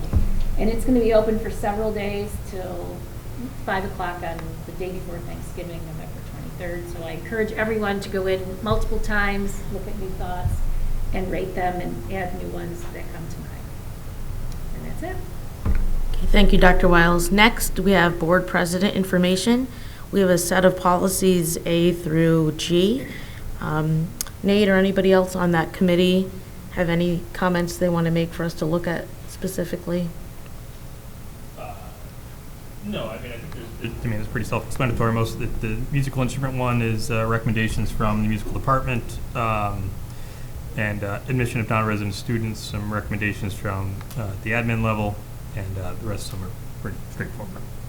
Yeah, I would say that if, when everybody's looking over the policies before they come back for action, to look at letter C, the admission of non-resident students, because I think that's probably the one that has the most significant change, or at least potential, so. I had questions on B. Do I just like send an email or? On the for that Yeah. policy? Yeah. Yeah, just you can for- send it to, I mean, you could send it to Nate or any of us on the policy committee, and we can Okay. talk about it. Great. Unless you have it right Okay, yeah, now. my question is, if we're gonna. Oh, it's not a bad question. I'm just, because I was reading through it and, what is it? It says, on the second page, one of the school-wide approaches the district may use to remediate a student's performance prior to referral for special education is a response to intervention and RTI process. Our district doesn't really have a solid RTI process, so. Which one are you looking at? I'm looking at B, implementation B, of school-wide page 2. approaches Oh, and okay, pre-referral. I'm sorry. I thought somebody said the thing about the Yeah. admissions. I'm sorry. No, that's fine. So I didn't know if it was like a policy issue or if it was only because it's in, but I know, like, we haven't had the response to intervention information on our website since 2015, and we don't have a way that they actually track the information. So, That's a problem. yeah, so that's why I'm just kind of. Isn't that a? 'Cause that's- So that. Is that requirement? something that Lisa, or Lisa Knowles could Yeah.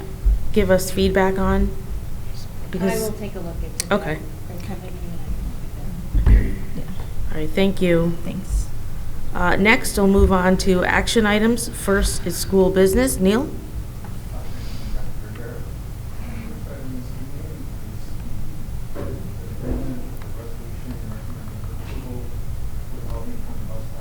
Arm Enforcement Program opt-in agreement, which is made between the Albany County, Gilliland Central School District, and Bus Patrol America LLC. And just to give you a little background on this, this is a program that, shared services that Albany County created that allows all school districts within the county to access this program. And they're basically using this company, a technology company called Bus Patrol, which has a artificial intelligence powered stop arm cameras that they would add on our buses at no cost. So they do that at no cost to the school district at all. And that camera will capture anybody that illegally passes the stop school bus. So when they have the stop arm out, the red sign out, if a car goes by there, the camera will record that. It'll put together an evidence package that will be reviewed by members of Bus Patrol to make sure it meets all the criteria. That gets sent to law enforcement, and then law enforcement will actually ticket the driver. And the driver can actually go online and see the footage of what was captured. So the idea here is really to enhance safety, make it safer for children, and also to curb motorists from passing stop school buses with their red lights on. So hopefully it will do that, and if you get a citation once, the next time, if you have another citation, the fee goes up, and it continues. So it's a really great program. I think it's something that the school district is going to benefit from, and the community is going to benefit from, and our students are going to benefit from. And if I can just say, they also don't, we don't get any of the money, we don't pay any, and we don't get any back, but it takes care of, it works on the problem. Correct. It's no cost for the school district. They install the cameras, they maintain the cameras. We don't get any of the fees Right. either. But we don't have But there's to a do greater any of the- community, yeah, there's a greater community benefit. I think it's terrific, I really do. Motion first. Nate, second. Rebecca, now we can have other comments and questions. I just wanted to say I think it's awesome. Thanks to the county. We don't have to pay for it. And I think this is what people have been talking about and hoping for a while. Rebecca, did you have something? Yeah, I think it's great. We're just wondering if we could perhaps we get a report on how many tickets we've issued, or, what the data is. We haven't discussed that. I'm sure we can. But yeah, that would be great to be able to see how often it happens in our community. And it's probably more along Western Avenue, which our bus stops on the right-hand side of the road. Cars passing on the far opposite side may not realize. But it does happen, unfortunately, within our school district. Okay, all in favor? Aye. Aye, passes 9-0. Next is a resolution for an installment purchase agreement to replace copiers within the school district. Can I have a motion to approve the installment purchase agreement? Katie, second. Blanca, any questions or comments? All in favor? Aye. Passes 9-0. Next is a resolution to approve an intermunicipal agreement with South Colony Central School District. And this is for South Colony School District to provide a half-day Regents Diploma-based alternative education program for some of our students. Can I have a motion to approve the agreement with South Colony School District? Rebecca, second. Kim, any questions or comments? All in favor? Aye. Motion carries 9-0.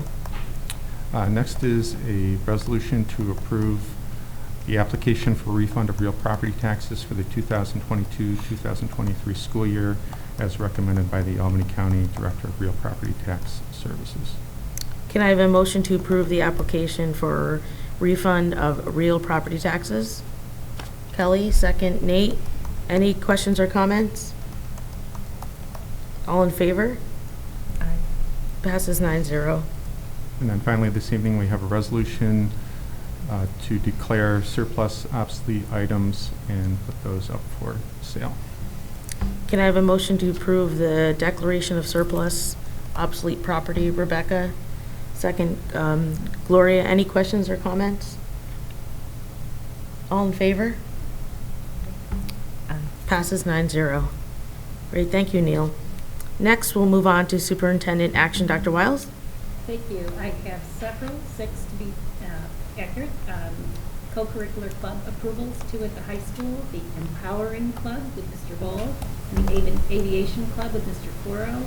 And at the middle school, there are 4 proposed clubs. The Courtyard Club with Mr. Winchester and Miss Mullins, the Rubik's Cube Club with Miss Polino, Beautiful Me Club with Miss Heigl, and Dancing with the Students with Miss Stedge. I don't see the dancing one on here. Oh, dancing. Page 22. I'm looking right at it. So Dancing with Students is to encourage students to be able to dance in public and to give them the opportunity to have fun, work as a team, and dance in school. They'll meet every Tuesday with Ms. Stedge. Okay, great. So can I have a motion to approve these clubs? Rebecca, second. Katie, any questions or comments?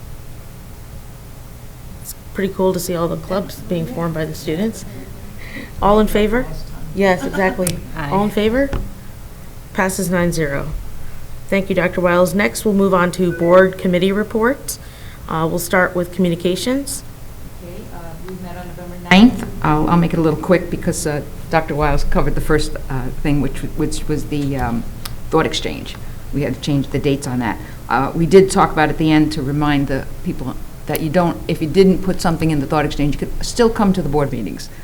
At the end, the public comment time at the beginning or at the end of board meetings, you're welcome to come and share your ideas for the budget, for next year's budget, anytime. Also, we began to look at what we're calling a voter turnout analysis, and we began by looking at Westmere, the Westmere catchment area, because we just noted when we were looking at the results of the budget vote, how few people, that seemed to be a low turnout. So Neil and Linda got together and did our first analysis, and they took the Westmere data and they came back to the committee to share what they had found. I'm not going to take tonight, it's late enough, I don't need to go through all the data that we discovered, but it's fascinating to look at. We were so fascinated with it and talked so much about it, we decided that it would be good to do for the other catchment areas as well and see what we could learn by looking at that. The goal of all this is to find out if there are ways that we can help people become voters, find out why people aren't voting, and maybe get them more information. Maybe it's a language problem, whatever it might be. That our goal is to increase our voter participation in the town, so for the school budget and any school vote. We also talked about how we might involve especially our seniors more with the schools, to connect them more with the schools so they see some of the value that we do provide for our community. We came up with some ideas just to get us started. This is going to be an ongoing discussion. But we talked about offering seniors complimentary tickets to the dress rehearsals at the middle school or high school plays, outreach to recent graduates, inviting community to new facilities like the turf field or eventually the new pavilions, inviting the seniors in to maybe have some activities there, inviting community members to existing facilities like the Butterfly Station, which does an awesome job kind of bridging the connection between the community, but also maybe bringing some seniors in who might not know about it. Consider events like Grandparents' Day or Alumni Game on the new field, things like that. So we'll be talking about that again. Our next meeting will be December 12th, and those two items will still be on our agenda, the voter turnout and the community engagement on the budget. Okay, thank you, Gloria. Oh, were you going to say something, Blanca? Yeah, Gloria, one of the ideas, remember, that we discussed was maybe inviting some seniors to the dress rehearsal for the musical. And since Miss... Right, well, so since Mr. Maycock is here, I was just wondering, and you can just wave from over there. For the dress rehearsal, is that when the mask students attend? And is the auditorium typically full, or is there space that day, extra seating? That dress rehearsal is a school day dress rehearsal. Mm-hmm. And the other dress rehearsals are not open, so that we have to talk about that. But we used to have, we haven't for a couple of years because things have been weird, but we used to have a discount for senior citizens on opening night. And I don't remember what that price was, but we did do that for them. The senior citizens. Okay. Thank you. Next policy, Nate? Yeah, we had a meeting 2 days after communications, I can tell I remember. We went over the policies that we just reviewed, and obviously, as Seema said, the one that has probably the greatest amount of changes would be the admissions. So if, as Seema said, if anybody wants to really look at them, that would be the one to look at. And we'll obviously follow up with the RTI question that Kim had. We don't have I don't think we scheduled our next meeting yet. I don't think so, not yet. Yeah. Okay, thank you. I can give an update on the audit committee. We met, I don't remember when, but it was 8 a.m. and yes, it was in person. So the main agenda item for the audit committee was to look at special areas, to do a special areas internal audit. And so we had a discussion about doing an audit of school lunch, because looking back at the history, it hadn't been done in 10 years. And so I think the discussion around that the federal government's not providing lunch anymore, and that we have a new school lunch director might also give her some valuable information, that it would be a good idea, since it's been such a long time, to work on the school lunch program audit. And then depending upon how long that takes, we basically gave Alexa, who was working with us to do these special area audits, we mentioned concussion management as another one. And if I remember correctly, and I don't know if you remember, Neil, it hasn't been done here yet, at least not from the years that we looked at. Right. Right. So we thought that if there was extra time after the school lunch audit was done, that could be an area of interest. And if we don't get to it, we wanted to just make sure it was, thanks to Neil, it's in the minutes. So next year when we look at a special area audit, maybe that's something that we could look at. And there's a lot to concussion management audits that would be a lot more than I had known. So it was very interesting. And I don't think we have a meeting scheduled yet, but we probably will soon. Right? Okay. Probably. Thank you, Neil. Next, we'll go to, who am I forgetting? Business practices. Thank you. You weren't missing anything by forgetting. Okay, great.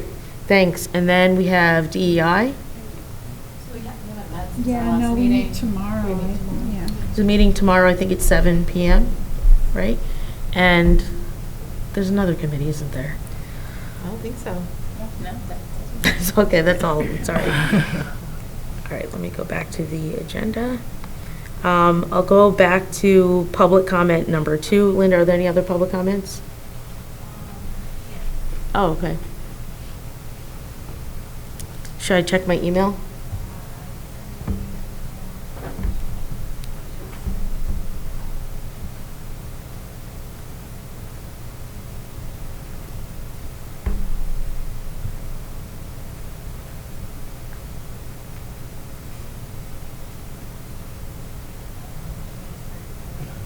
Okay. Well, this is going through the airwaves to get sent to me. Just, I guess, a reminder for everybody to do the board self-evaluation when it's done. Okay, oh, that was fast. Here we go. Public comment number 2. This person writes, I'm a member of the Board of Education's DEI committee and have a student in Guilderland High School. It sounds like we are agreed that having another SRO will not resolve the rise in behavioral issues and disruptive incidents that have reportedly been on the increase at Guilderland High School and also at Farnsworth Middle School. I'm wondering if it would be possible to hold a town hall style in-person meeting for students, teachers, administrators, staff, parents, and community to talk about what has been happening and to seek possible solutions. If this is done through a thought exchange survey instead of a more interactive meeting, the question should be broader than just asking students whether they agree with having more SROs. It should include a question about whether students have observed a rise in violent incidents and if they have any ideas about how they would like to see them addressed. I think the SROs should be asked to undergo DEI training. It would be great if they also wanted to attend some of the DEI committee meetings as an ongoing part of their training and as a way of showing willingness to learn about these issues. This is from Elizabeth Floyd Mayer. Thank you, Linda. Are there other public comments? Okay, no. I think that's a good suggestion that she makes.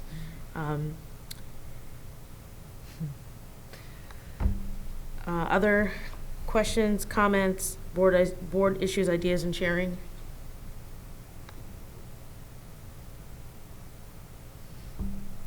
No. Okay. So can I have a motion to adjourn? Rebecca, second. Nate, all in favor? Aye. Passes 9-0. Thank you, everybody. Have a good night.